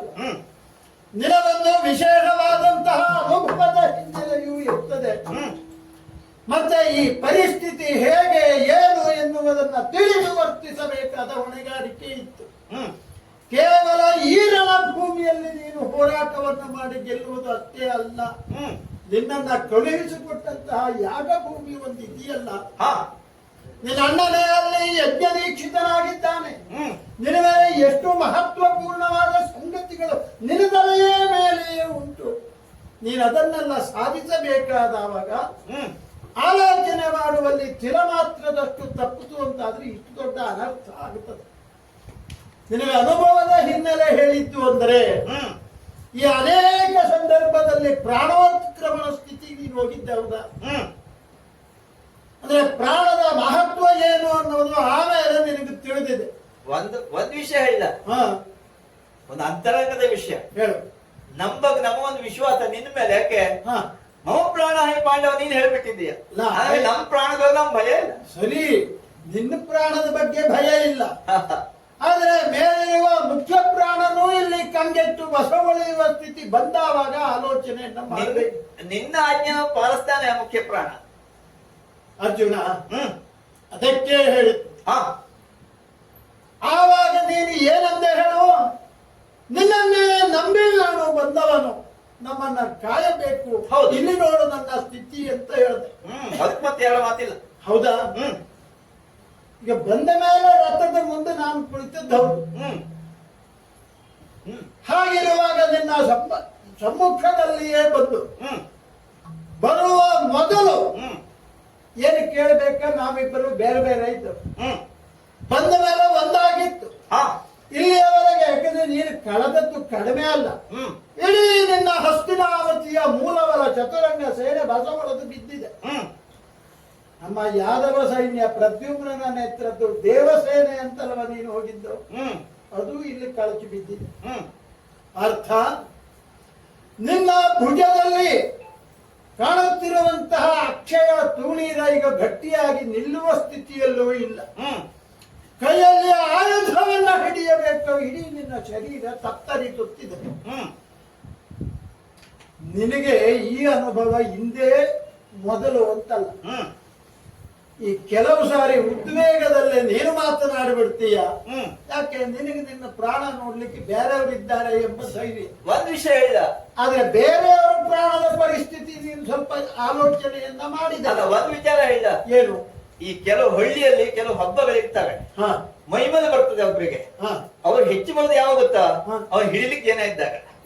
ಹಾಗಾಗಿ ಇಲ್ಲಿ ನಮ್ ಹಿಂದೆ ಒಬ್ಬ ಇದ್ದ ಅಂತಾದ್ರೆ ನಮಗೂ ಧೈರ್ಯ ಇರ್ತದೆ. ಹಿಡಿಯುವುದಕ್ಕೆ ಇವ ಇದ್ದಾನೆ ಎಂಬ ಕಾರಣದಿಂದ ಇಲ್ಲಿ ಮೇಲೆ ತಪ್ಪಿತು. ಅರ್ಜುನ, ವಿನೋದವಾಗಿ ಗ್ರಹಿಸುವಂತಹ ಸಂದರ್ಭ ಅಲ್ಲ. ಈಗ ಕುದುರೆಯನ್ನ ಬಿಡಿಸಿಕೊಂಡು ಹೋಗಬೇಕಾದದ್ದು ನಿನಗೆ ಕರ್ತವ್ಯ ಅಲ್ಲ. ಬಿಟ್ಟು ಹೋಗ್ಲಿಕ್ಕೆ ಬರ್ತದೆಯ? ಅದಕ್ಕಾಗಿ ನಿನ್ನನ್ನು ನಾನು ಧ್ಯಾನಿಸಿದ್ದಲ್ವಾ? ಕುದುರೆಯನ್ನು ಮಾತ್ರವಲ್ಲ, ಇಡೀ ಸೇನೆಯನ್ನ ಸಂರಕ್ಷಣೆ ಮಾಡುವಂತಹ ಒಬ್ಬ ಮಹಾ ನಾಯಕನನ್ನಾಗಿ ನಿನ್ನನ್ನ ನಿಯೋಜಿಸಿ ಆಗಿತ್ತು. ಆದರೆ ಈ ಹೊತ್ತಿಗೆ ಆ ಎಲ್ಲವೂ ಈ ಚಂಪಕಾವತಿಯ ರಣಭೂಮಿಯಲ್ಲಿ ನಿಂತು ನೀನು ಆಲೋಚನೆಯನ್ನು ಮಾಡಿದ್ದು ಕಡಿಮೆ ಅಲ್ಲ. ಇಲ್ಲಿ ನಿಂತಿದ್ದು ಅಲ್ಲ, ಕುರು ರಣಭೂಮಿಯಲ್ಲಿ ಮಾಡಲಿಲ್ಲವನೇನೋ. ಏನಂದ್ಬಿಟ್ಟೆ? ಜಯದ್ರಥನ ಸಂಹಾರ ಮಾಡುವ ಕಾಲಕ್ಕೆ, ಹೌದಾ? 13 ದಿವಸ ಯುದ್ಧದಲ್ಲಿ ಜಯದತ್ತ ಯಾಕೆ? ನನ್ನ ಮಗನ ಆ ಕೊಲೆಗೆ ಅವನೇ ಕಾರಣ ಎನ್ನುವ ಕಾರಣಕ್ಕಾಗಿ ಹೌದು, ನಾಳೆ ಸಂಜೆ ಒಳಗಾಗಿ ಕೊಲ್ತೇನೆ. ಕೊಲ್ತೇನೆ. ಒಂದು ಮುಗಿತಿದ್ದು ನಿನ್ನ ಅನುಗ್ರಹದಿಂದ. ಅಲ್ಲಲ್ಲ, ಕೊಲ್ಲುತ್ತೇನೆ. ಕೊಲ್ಲಲಿಕ್ಕೆ ಆಗದೆ ಹೋದ್ರೆ ನಾನು ಸಾಯ್ತೇನೆ. ಉತ್ತರ ವಾಕ್ಯ ಬೇಕಾಗ್ತದೆ ಕೆಲವರಿಗೆ, ಅಲ್ವಾ? ನಿನ್ನ ಅನುಗ್ರಹದಿಂದ ಬದುಕಿಲ್ವಾ? ಅಲ್ಲ, ಈಗ ಅನುಗ್ರಹ ಮಾಡುವವರು ಇದ್ದಾರೆ ಎಂದ ಆ ಕ್ಷಣದಲ್ಲಿ ಅದಕ್ಕೆ ನಾನು ಹೇಳಿದ್ದು ಪ್ರಾಣೋತ್ಕ್ರಮಣ ಸ್ಥಿತಿ ನಿನಗೆ ಒಂದೇ ಅಲ್ಲ, ನಿನ್ನನ್ನ ಅನುಸರಿಸಿದ, ನಿನ್ನನ್ನ ನಂಬಿದ ಮತ್ತ ನಾಲ್ವರು ಅರಮನೆಯಲ್ಲಿದ್ದಾರೆ. ಹೆತ್ತ ತಾಯಿ ಇನ್ನು ಮರಣ ಪಡಲಿಲ್ಲವಲ್ಲ. ಈ 5 ಮಕ್ಕಳನ್ನ ನಾನು ಕಾದುಕೊಳ್ಳಬೇಕು ಎನ್ನುವುದಕ್ಕಾಗಿಯೇ ಬೇರೆಯವರ ಮನೆಯಲ್ಲಿ ಬೇಡಿ ತುತ್ತನ್ನ ತಿಂದವರು. ನಿನಗೆ ಆ ಪ್ರಜ್ಞೆಯು ಇರಬೇಕಿತ್ತು. ಅಲ್ಲ, ಇವ ಹೇಳ್ದ ಕರಸು ಕರಸು ಕರಸು ಅಂತ ಹೇಳಲಿಕ್ಕೆ. ಕರಸಿದ್ರೆ ಏನು ಅಂತ ಒಂದು ಮಾತು ಕೇಳಿದ್ರೆ ಅಲ್ಲಲ್ಲ, ನಾನು ಹೇಳೋದು ಈ ಕೆಲವು ಸಾರಿ ಯುಕ್ತಿಯಿಂದ ಸಾಧಿಸಬೇಕಾಗ್ತದೆ. ಆವಾಗ ಅವ ಏನು ಅಂತ ಗೊತ್ತಾಗ್ತದೆ. ಈಗ ಇಲ್ಲಿ ನಿನ್ನೆ ರಾತ್ರಿ ನಡೆದಿರುವಂತಹ ಒಂದು ಘಟನೆ ಇತ್ತಲ್ಲ, ಅವನಿಗೆ ತೈಲದ ಕೊಪ್ಪರಿಗೆಯಲ್ಲಿ ಸುಡಿಸಿದ ಒಂದು ಶಿಕ್ಷೆ ಆಗಿತ್ತಂತೆ. ಹೌದಾ? ಆಮೇಲೆ ಅವ ಇಲ್ಲಿ ಬರುವಾಗ ತೈಲ ಅವನ ಒಳಗೆ ಹೋಗಲಿಲ್ಲ. ನಿನಗೆ ಇದನ್ನ ಅರ್ಥ ಮಾಡ್ಲಿಕ್ಕೆ ಆಗಲಿಲ್ಲ. ಅಲ್ಲ, ಅದು ಅದಾಗಿತ್ತು. ಅವನ ಅಪ್ಪಟ ಭಕ್ತ ಗೊತ್ತಾಗಿತ್ತು ನಮ್ಗೆ. ಹೌದಾ? ಗೊತ್ತಾದ ಮೇಲೂ ಏನು ಅಂತ ಅಲ್ಲ, ಹಾಗಲ್ಲ. ಅವನು ಮಾಡಿದ್ದೇನು ಸಾರಥಿಯನ್ನು ಹೊಡೆದ್ನಲ್ಲ, ಆ ಸ್ಥಳ ತೆರವಾಯ್ತು. ಅದಕ್ಕೆ ಬೇಕು ಸನಾತನ ಸಾರಥಿ ಬೇಕು. ಅದಕ್ಕೆ ಕೆಲವು ಸಾರಿ ನಾವು ಒಂದೊಂದು ವಾಕ್ಯ ಮೊದಲು ಇಡ್ತೇವೆ. ಯಾಕೆ? ಅದಕ್ಕೆ ಕೊನೆಗಿದೆ ನಿಮ್ಮಂತವ್ರನ್ನು ಉಳಿಸ್ಲಿಕ್ಕೆ ಬೇಕಾಗ್ತದೆ. ಮೇರೆ ತಪ್ಪಿತು ನನ್ನ ವಾಕ್ಯ ಮೊದಲು ಇಟ್ಟಿದ್ದು ಅದಕ್ಕಾಗಿ. ಹಾಗಾದರೆ ಇವನನ್ನ ಗೆಲ್ಲುವಲ್ಲಿ ನಿನಗೆ ಅಸಮರ್ಥತೆ ನಿನಗಲ್ಲ. ಈಗ ನಾನು ಹೇಳಿದ್ರು ಯಾಕೆ ಬಂತು? ಇವ ಯಾರು? ವೀರ ವೈಷ್ಣವ ನೀವಾ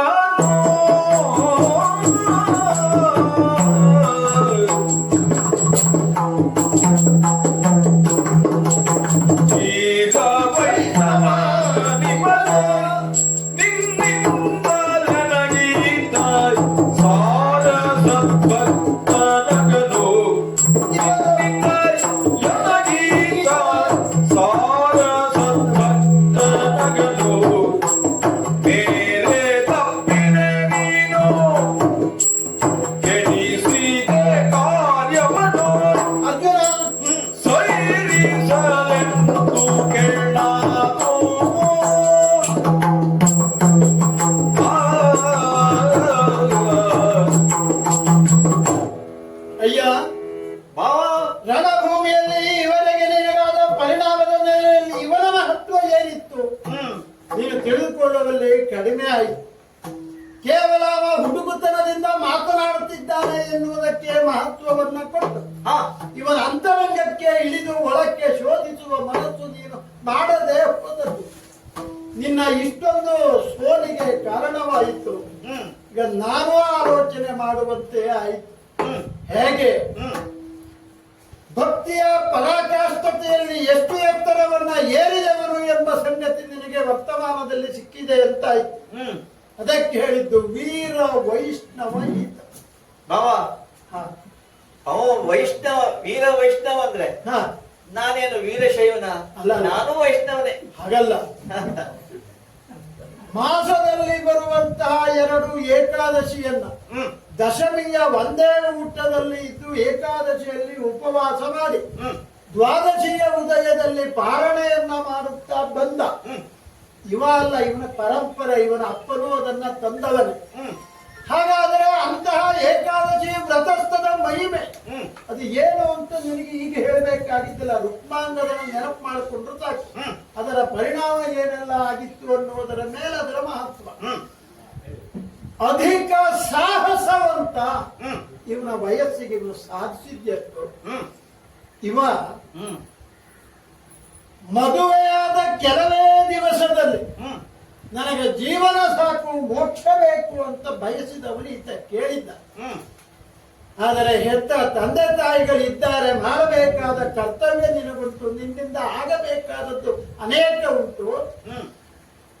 ಈ ಅಕಾಲದಲ್ಲಿ ಮೋಕ್ಷ ಬಯಸುವ ವಯಸ್ಸು ನಿನ್ನದ್ದಲ್ಲ ಅಂತ ನಿನಗೊಂದು ಪೂರ್ವದ ಮಾತು. ಮೇಲಾಗಿ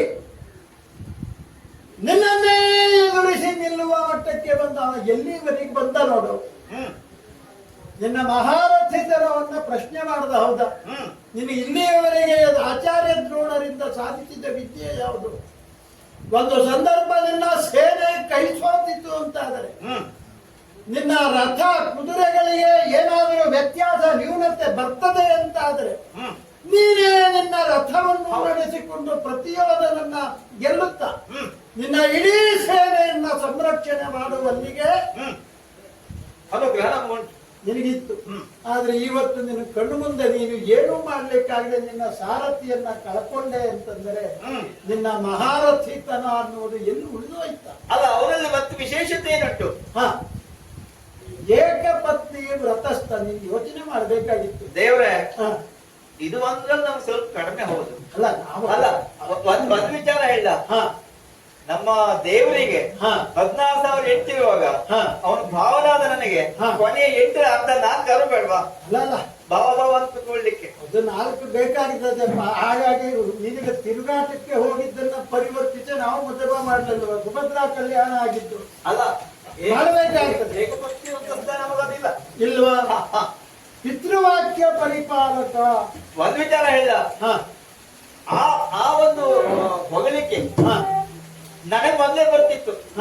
ಅಲ್ಲಿ ಏನ್ ಮಾಡೋಣ, ನಾನು ಬೆಳೆದ ದೊಡ್ಡ ಪೂರ್ವದಲ್ಲೇ ನನ್ನ ಅಪ್ಪನ ಮೇಲೆ ಹೋಗಾಯ್ತು. ಇಲ್ಲದಿದ್ರೆ ಮೊದಲೇ ನನಗೆ ಬರ್ತಿತ್ತು. ನಿಮಗೆ ಅದು ಒಂದು ವಾದ ಉಂಟು ಅರ್ಜುನ. ಹೀಗೆ ಸತ್ಯಸಂಧನಾದವನು, ಏಕಪತ್ನಿ ವ್ರತಸ್ಥನಾದವನು, ಮಹಾವೀರನಾದವನು, ಆಮೇಲೆ ಇಲ್ಲಿಯವರೆಗೆ ಗೆದ್ದು ನಿಂತಹ ಒಬ್ಬ ಯೋಧನನ್ನ ಸುಮ್ಮನೆ 3 ಬಾಣದಿಂದ ತಲೆ ತೆಗೀತಾರೆ. ಇಷ್ಟೊತ್ತರೆಗೆ 100 ಬಾಣ ಬಿಡ್ಲಿಲ್ವ? ನಿನ್ನ ಬ್ರಹ್ಮಾಸ್ತ್ರ ವಿಫಲವಾಗಿತ್ತು. ನೀನು ಅರಿತಿರುವ ಅನೇಕ ಮಂತ್ರಾಸ್ತ್ರಗಳೆಲ್ಲ ಇಲ್ಲಿ ಬಿದ್ದು ಹೋಗಿತ್ತು. ಇಷ್ಟು ಹೋದಾವಾಗಲೂ ಗೆಲ್ಲಲಿಕ್ಕಾಗಲಿಲ್ಲ. ಕೃಷ್ಣ ಬಂದರೆ ಸಾಧಿಸ್ತೇನೆ ಅಂತ ಹೊರಟ್ರೆ ಸ್ವಲ್ಪ ಬಹುಶಃ ಮನಸ್ಸು ಮಾಡಿದ್ರೆ ನಮ್ಮಿಬ್ಬರನ್ನು ಹೆಡೆ ಮರಿ ಕಟ್ತಾರೆ. ಅಷ್ಟು ಯೋಗ್ಯತೆ ಉಂಟು. ಏನು ಮಾಡಬೇಕು ಅನ್ನೋದೇ ನನಗೇ ಈಗ.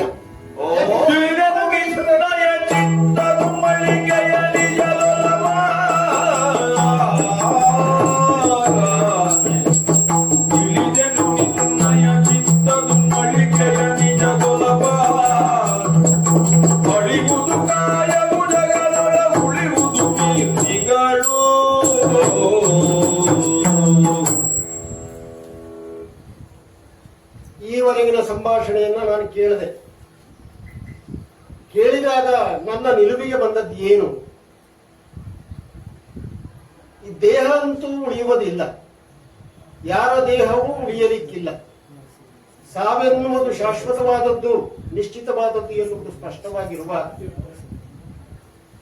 ದೈನ್ಯತೆಯ ವರ್ತನೆ ಯಾತಕ್ಕೆ ಬೇಕು? ಯುದ್ಧವನ್ನ ಕೈಗೊಳ್ಳುವುದೇ ಸರಿ ಅಂತ ಅನಿಸ್ತಾ ಇದೆ ನನಗೆ. ಹಾಗಾಗಿ ಪುನಃ ಪರಾತ್ಪರ ರೂಪಿ ನಿನ್ನಲ್ಲೇ ನಾನು ಕೇಳಿಕೊಳ್ತೇನೆ.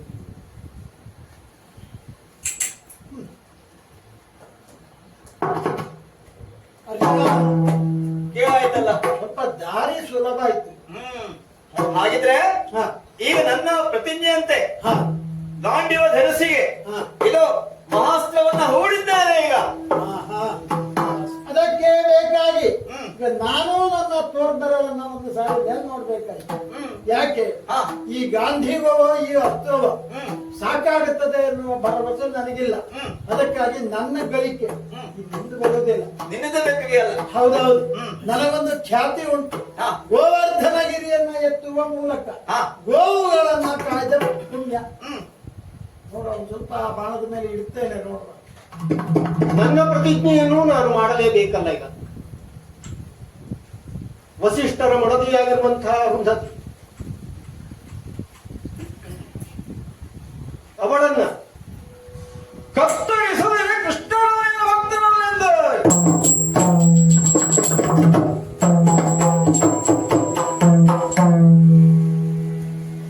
ಪ್ರಯೋಗಿಸುವುದರಲ್ಲಿ ಸಿದ್ಧಗೊಂಡಿರುವಂತಹ ಬಾಣ ನನ್ನೆಡೆಗೆ ಅದು ಪ್ರಯೋಗಿಸಲ್ಪಡ್ತದೆ ಅಂತ ಆದ್ರೆ ಅದನ್ನ ಖಂಡಿಸಲೇಬೇಕಾದದ್ದು ನನ್ನ ಕರ್ತವ್ಯ ಅಂತ ನಾನು ತಿಳಿದಿದ್ದೇನೆ.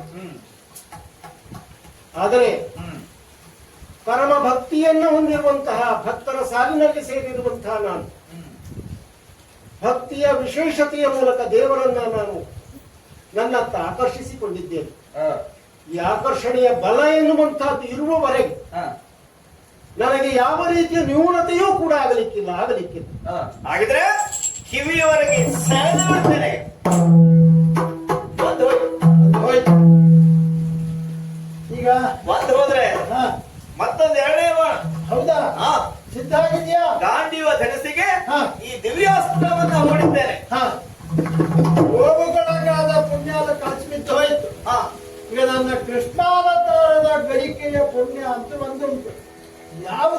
ಕೇಳು.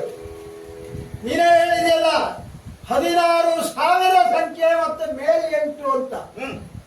ಈ ಇಷ್ಟನ್ನೂ ಹೊಂದಿದ ನನ್ನನ್ನ ದುರ್ವಾಸ ಮಹರ್ಷಿಗಳು ನಿತ್ಯ ಬ್ರಹ್ಮಚಾರಿ ಅಂತ ಕರೆದಿದ್ರು. ಅದೊಂದು ಪದವಿ ಕೊಟ್ಟಿದ್ರು. ಆ ಬ್ರಹ್ಮಚರ್ಯದ ಇಡೀ ಕೃಷ್ಣಾವತಾರದ ಪುಣ್ಯ ಈ ಬಾಣದ ಮೇಲೆ ದಾರ ಎದ್ದಿದ್ದೆ. ಅವತಾರದ ಪುಣ್ಯವನ್ನ ಪಡೆದಿರುವಂತ ಬಾಣ ನನ್ನ ಹತ್ತಲೇ ನೋಡ್ತಾ ಇತ್ತು. ಭೋಗದೊಳರುಂಧತೆಯಂ ಕೂಡಿಗ ವಸಿಷ್ಠನು ಹೋಗಿ ಕೊಂದವನ ದುರ್ಗತಿಗೆ ತಾನಿಳಿದ ಕಡಿಯದಿರೆ.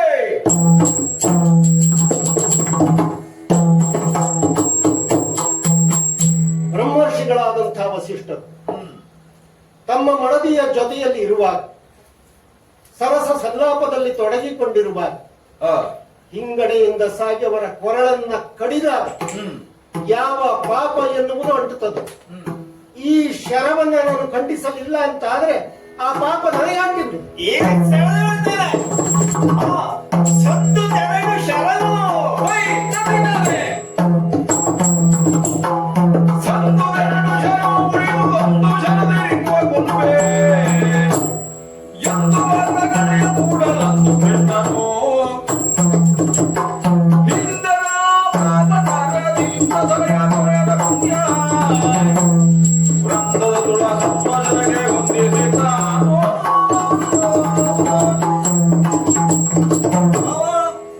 ಎರಡು ಶರಗಳು ಹೋದು. ಹೌದು. ಈಗ ನಿರ್ಣಾಯಕ ಶರ ಹಾ, ಮೂರನೇದು. ನಿನಗೆ ಈ 3 ನೋಡು ಬಹಳ ಪ್ರಯೋಜನಕ್ಕೆ ಬರ್ತದೆ. 3 ಯಾಕೆ ಬೇಕು ಅಂತ ಕೇಳುವವರಿಗೆ ಇದು 3 ಇದಕ್ಕೆ ಅನ್ನೋದಾಗೆ. ಆದ್ರೆ ಇದಕ್ಕೆ ಇನ್ನೊಂದು ಅರ್ಥ ಉಂಟು. ಕಾಯ ವಾಚ ಮನಸ ತ್ರಿಕರಣ ಪೂರ್ವಕವಾಗಿ ಒಂದೇ ಕಾರ್ಯ ಸಾಧಿಸುವುದಿದ್ದರೆ ಹೌದಾ. ಈಗ ಆ ಸಾಧನೆಗೆ ತೊಡಗು. ಒಂದು ಸಣ್ಣ ಜಿಜ್ಞಾಸೆ ಉಂಟು ನಿನಗ. ಏನು? ಒಂದನೇ ಬಾಣ ಹಾ. ಅದ್ರ ಬಗ್ಗೆ ಸ್ವಲ್ಪ ನಿರೀಕ್ಷೆ ತೆಗೆತದ ಅಂತಾರೆ ಅಂತ. ಹಾ. ಯಾಕಂದ್ರೆ ಗೋಗಳನ್ನ ಕಾದ ಪುಣ್ಯ. ಹೌದು, ಗೋಪಾಲನ. ಎರಡನೇ ಬಾಣ ಸ್ವಲ್ಪ ಅನುಮಾನ ಇತ್ತು. ಯಾವ್ದು? ಕೃಷ್ಣಾವತಾರದ ಪುಣ್ಯ. ಹಾ, ಅಲ್ಲಿ ಬೆಣ್ಣೆ ಕದ್ದದ್ದು, ಹಾ, ಹಾ, ಹಾ. ಗೋಪಿಕೆಯರ ಸ್ತ್ರೀ ಅವರ ಸೀರೆಲ್ಲ ಕದ್ದದ್ದು, ಹೌದು. ಇದೆಲ್ಲ ಸೇರಿದಾಗ ಮತ್ತದು ತುಂಡಾಗದೆ ಇರ್ತದ ಅಂತ. ಹಾ. ಆದ್ರೆ ಈಗ ಹಾ, ಮೂರನೇ ಬಾಣ ಹಾ, ಗಾಂಡಿಯ ದನಸೆಗೆ ಹಾ. ನಿರ್ಣಾಯಕ ಬಾಣ, ಹಾ. ಅವನ ತಲೆ ಕತ್ತರಿಸುವ ಬಾಣವನ್ನ ಈಗ ಪ್ರಯೋಗ ಮಾಡಿದ್ದೆ. ಈಗ ನಾನು ಸ್ವಲ್ಪ ಯೋಚನೆ ಮಾಡಬೇಕು. ಏನು? ಯಾಕೆ ಅವನ ತಲೆಯನ್ನ ಈ ಬಾಣ ಕತ್ತರಿಸಿ ಹೋದರೆ ಹಾ. ಈ ತಲೆ ಕೆಳಗೆ ಬೀಳಬೇಕಾಗ್ತದೆ. ಹೌದಾ? ಅತಿ ಪಾಪಿಗಳ ಗತಿ ಅಲ್ಲ, ಅದೇ ಏನಾದ್ರೂ ಹೆಜ್ಜೆ ಹಿಂದಿಟ್ಟೆ ಅಂದ್ರೆ ಇದು ತಲೆ ಹೋದ ಹಾಗೆ. ಹಾ. ಈ ತಲೆ ಹೋಗದ ಹಾಗೆ ಈಗ ಈ ತಲೆಗೆ ಕೆಲಸ ಅನ್ನೋದು ಬೇಕು. ಇವನನ್ನ ಪರಿಚಯಿಸುವಾಗ ಹೇಳಿದ್ದೆ, ಹಾ. ಸತ್ಯಸಂಧ, ಏಕಪತ್ನಿ ವ್ರತಸ್ಥ, ಪಿತೃವಾಕ್ಯ ಪರಿಪಾಲಕ. ನೀನನ್ನೆಲ್ಲ ಒಂದು ಜಾಣ್ಮೆಯ ಉತ್ತರ ಕೊಟ್ಟು ಬಿಟ್ಟೆ. ಅಪ್ಪನ ಮಾತು ನಾನು ಕೇಳ್ತಿದ್ದೆ, ಏನು ಮಾಡೋಣ, ಹುಟ್ಟದಲ್ಲಿ ಅಪ್ಪನ್ನೇ ನೋಡ್ಲಿಲ್ಲ. ಅರ್ಜುನ, ಆ ಕಾರಣದಿಂದ ಈ ಯುಗದ್ದೇ ವ್ಯವಹಾರ ಬೇಡ. ಹಿಂದೆ ತ್ರೇತೆಯಲ್ಲಿ ರಾಮಾವತಾರ ಆಯಿತು, ಕೇಳಿದ್ಯಾ? ರಾಮ ಅಂದ್ಕೊಳ್ಳೆ ಕೈ ಮುಗಿದ. ಹೌದಾ? ಈಗ ಏಕಪತ್ನಿ ವ್ರತ. ಹೌದಾ? ಅವನಿಗೆ ಯಾಕೆ ಪತ್ನಿ ವ್ರತ ಅಂತ ಕೆಲವರು ಕೇಳಿದ್ರು, ಅದನ್ನ ಸಾಧಿಸಿ ತೋರಿಸ್ತ. ಸತ್ಯಸಂಧ ಎನ್ನುವಲ್ಲಿಗೆ. ಹೌದಾ? ಕೈ ಹಿಡಿದ ಹೆಂಡತಿಯನ್ನ ಬೇಕಾದರೂ ತ್ಯಾಗ ಮಾಡಿದನೆ ಬಿಟ್ರೆ ಅವ ತನ್ನ ನಿಷ್ಠೆಯನ್ನ ಬಿಡಲಿಲ್ಲ. ಹೌದಾ? ಪಿತೃವಾಕ್ಯ ಪರಿಪಾಲಕ, ತಂದೆಯ ಮಾತನ್ನ ಪಾಲಿಸುವ ಕರ್ತವ್ಯಕ್ಕೆ ಬದ್ಧನಾದ ರಾಮ. ಆ ತಂದೆಯೇ ಮತ್ತೊಂದು ಮಾತಾಡ್ದ, ಇವ ವನವಾಸಕ್ಕೆ ಹೋಗೋ ಕಾಲಕ್ಕೆ, ಮಗನೇ ಇವತ್ತು ಒಂದು ದಿವಸ ನನ್ನ ಜೊತೆಯಲ್ಲಿ ಕುಳಿತು ಊಟ ಮಾಡಿ ಹೋಗು, ನಾಳೆ ಏನಾದರೂ ಆಗಲಿ ಅಂತ ಹೇಳ್ದ. ಆದರೆ ಅಪ್ಪನಿಗೆ ಇವ ಏನು ಉತ್ತರ ಕೊಟ್ಟ ಹೇಳು?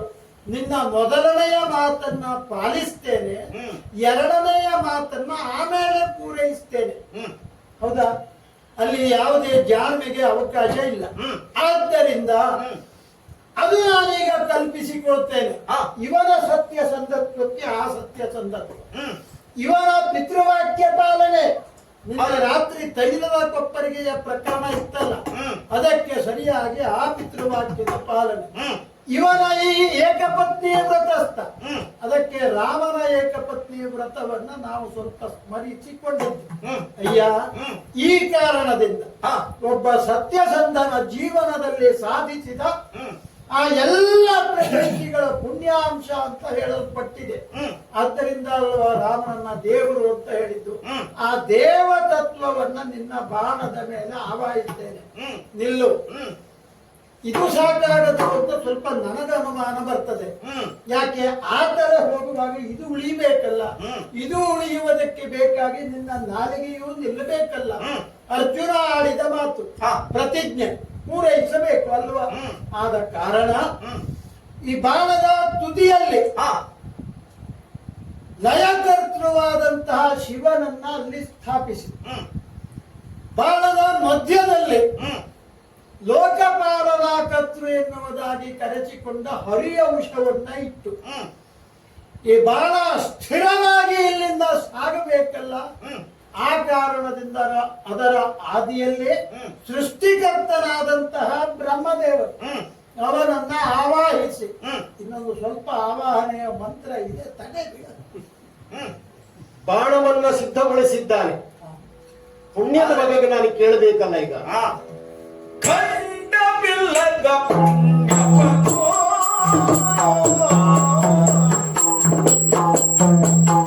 ಖಂಡವಿಲ್ಲದ ಪುಣ್ಯಪಥೋ ಸೂರಗೊಂಡ ಪದಾನೋ ನರನೋ ಸೂರಗೊಂಡ ಪದಾನೋ ನರನೋ ಕೊಂಡಾಡದಿರೈ ಬರಿದೆ ಕಂಡ ಶರವ ಬಿಡಿಸಿರದೆ.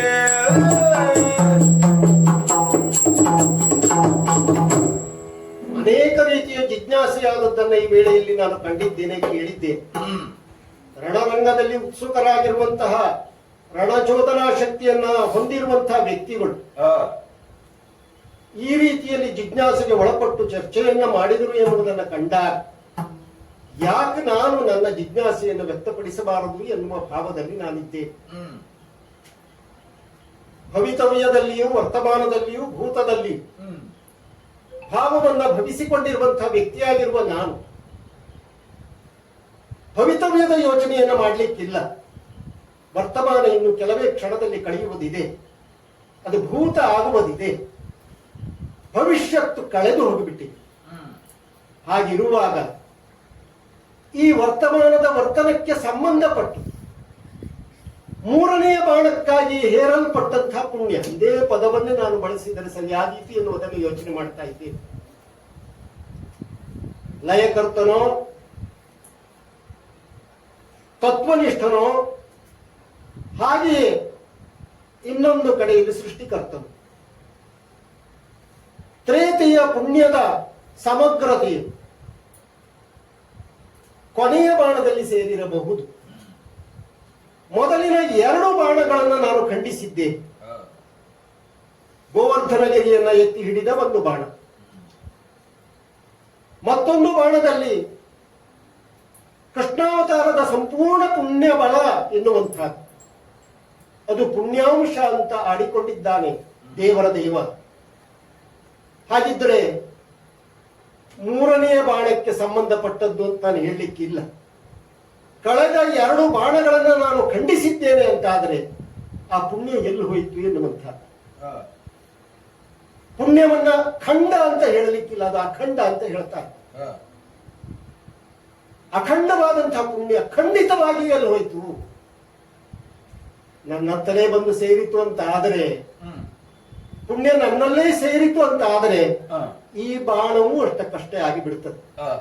ಬಹಳ ಏರಿದ ಮಾತುಗಳನ್ನು ಆತ ಆಡ್ತಾ ಇದ್ದಾನೆ. ಪ್ರಯೋಗಿಸುವ ಪೂರ್ವದಲ್ಲಿ ಯಾರಲ್ಲಿ ಸಂದಾಯ ಆಯ್ತು ಅಂತ ಪರಮಾತ್ಮ ನೀನೇ ನನಗೆ ಹೇಳಬೇಕು.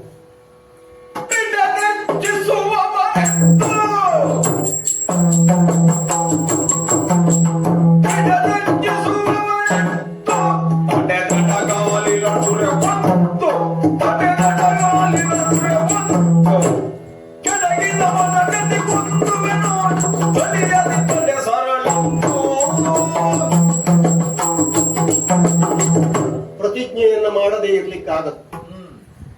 ಅಖಂಡ ಪುಣ್ಯದ ಕುರಿತಾಗಿ ನನಗೆ ಉತ್ತರ ಸಿಗಲಿಲ್ಲ ಅಂತ ಹೇಳಬೇಕು ಏನೋ ಗೊತ್ತಾಗೋದಿಲ್ಲ. ಆದರೆ ಪ್ರಯೋಗಿಸುವ ಪೂರ್ವದಲ್ಲಿ ಒಬ್ಬ ನೈಷ್ಠಿಕನಾದಂತಹ ವ್ಯಕ್ತಿ ಕಾಶಿ ಯಾತ್ರೆಯನ್ನ ಕೈಕೊಳ್ತಾನೆ. ನಿತ್ಯ ಪಾರಣವನ್ನ ಮಾಡುತ್ತಾನೆ. ದಾರಿ ಹೋಕರಿಗೆ ಅಭಿವಂದಿಸುತ್ತಾ ತನ್ನ ಪಯಣವನ್ನ ಮುಂದುವರಿಸಿ ಶೈವೋತ್ತಮನನ್ನ ನೋಡಬೇಕು ಎನ್ನುವಂತಹ, ಗಂಗಾಧರನನ್ನೇ ನೋಡಬೇಕು ಎನ್ನುವಂತಹ ಮೂಲದ್ಯೋತಕವಾದಂತಹ ಮನೋಭಿತ್ತಿಯನ್ನ ತನ್ನ ಅಂತರಂಗದಲ್ಲಿ ಇರಿಸಿಕೊಂಡು ಸದಾ ತಪಶ್ಚರ್ಯೆಯಲ್ಲಿ ನಿರತನಾಗಿ ನಮಃ ಶಿವಾಯ ಎನ್ನುವಂತಹ ಬೀಜಾರೂಪಿಯಾಗಿರುವಂತಹ ಮಂತ್ರವನ್ನು ವ್ಯಕ್ತಪಡಿಸುತ್ತಾರೆ. ನೈಷ್ಠಿಕವಾಗಿ ಕಣ್ಣನ್ನ ಮುಚ್ಚಿ ಕುಳಿತಿರುವಂತಹ ವ್ಯಕ್ತಿಯ ಶಿರವನ್ನ ಕಡಿದು ಎಸೆದೆ ಅಂತ ಆದರೆ ಆ ಪಾಪ ಎನ್ನುವಂಥದ್ದು ನನಗೆ ತಾಗ್ತದಿಲ್ಲ.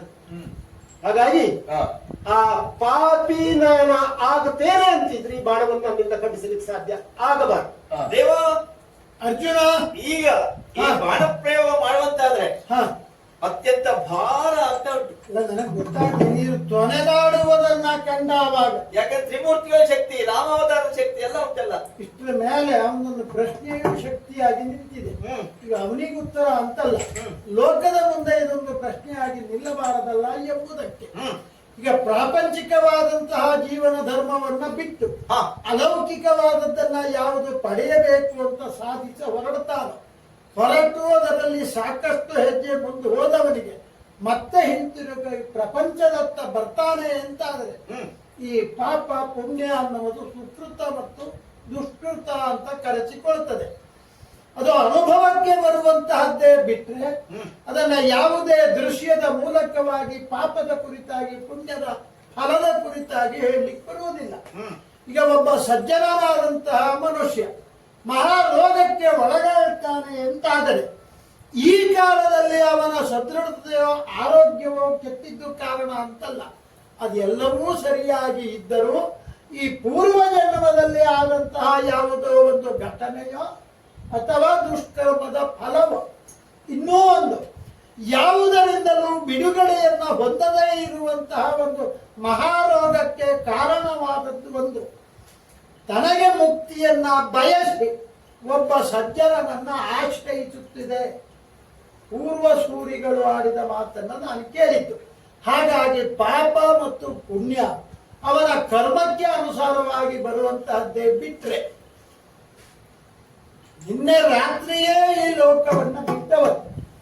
ಹಾಗಾಗಿ ಮತ್ತೊಮ್ಮೆ ಈ ಕೀರ್ತಿಯ ಕಾಮನೆಗೆ ಅವ ಒಳಗಾಗಬಾರದು ಎಂಬುದಾಗಿ ಇವನ ಮೂಲಕವಾಗಿ ಉತ್ತರ ಕೊಡ್ತಾ ತೊರೆದಾಡುತ್ತಿರುವಂತಹ ನಿನಗೆ ಧಾರಣಾ ಶಕ್ತಿ ಬೇಕು ಎಂಬುದಕ್ಕೆ ಇದೋ ನನ್ನ ಕೈಗಳಿಂದ ನಿನ್ನ ಬೆನ್ನನ್ನ ನೇಮರಿಸು. ಈಗ ಈಗ ಈಗ ಪ್ರಯೋಗ ಕಿವಿಯವರಿಗೆ ಸೆಳೆದೇ ಬಿಡ್ತೇನೆ. ಕ್ಷಣಾರ್ಧದಲ್ಲಿ ನೋಡಿದ ಜಲ ಜಲೋಚನ ವಿಷ್ಣು ಲಕ್ಷ್ಮೀ ನಿಲಯ ನಾರಾಯಣ ಎಂದೆನು ತಲೆಯು ನಭದೊಳಗೆ ಹರಿನಾಮಾವಳಿಯನ್ನು ಉಚ್ಚರಿಸುತ್ತಾ ಪೊಳೆವರಗೆಂದುವಿನ ಕಾಂತಿಯಲ್ ಇಳಿದು ದಿಳೆಗಚ್ಚುತನ ಶ್ರೀಪದ ನಳಿನದೆಡೆಲಿ ಬಿದ್ದುದೆಲೆ ಜನಮೇ ಜಯ ಘಿಲಿಬಾ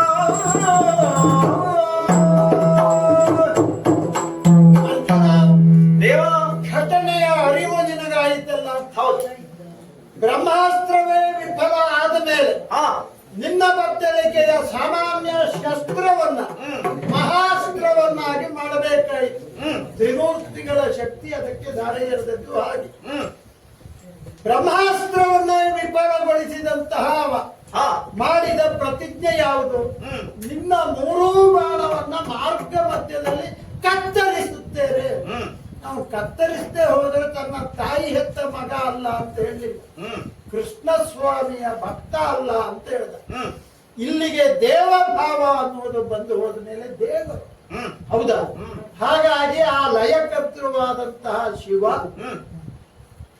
ನಿನ್ನ ವಿರೋಧಿಯಾದಂತಹ ಸುಧರ್ಮನ ಮಾತನ್ನ ಪೂರೈಸಿದ.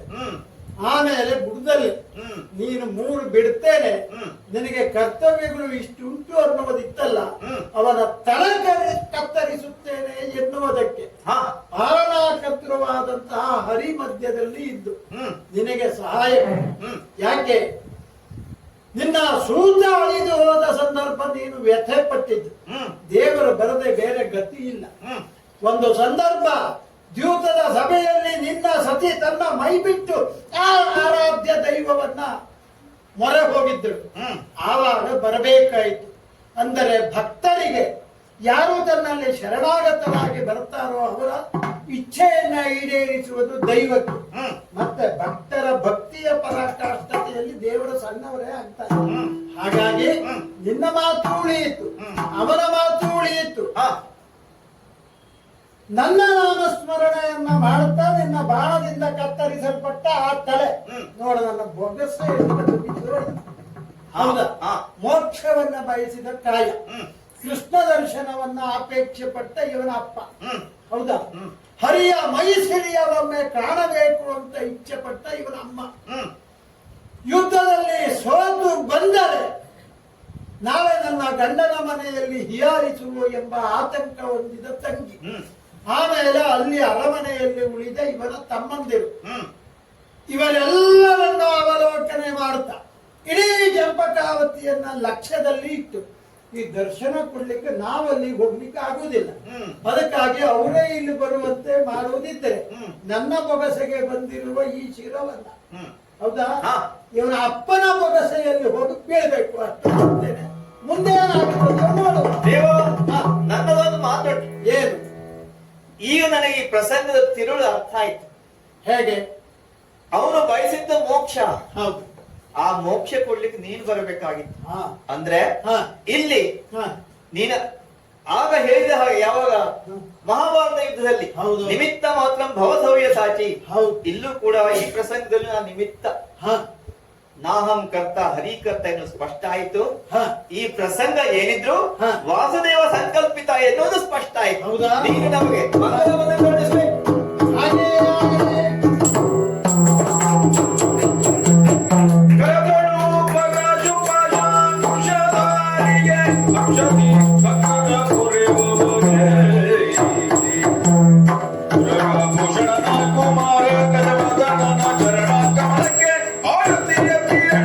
ಆರತಿ ಬೆಳಗಿದೆ, ಆರತಿ ಎತ್ತಿದೆ,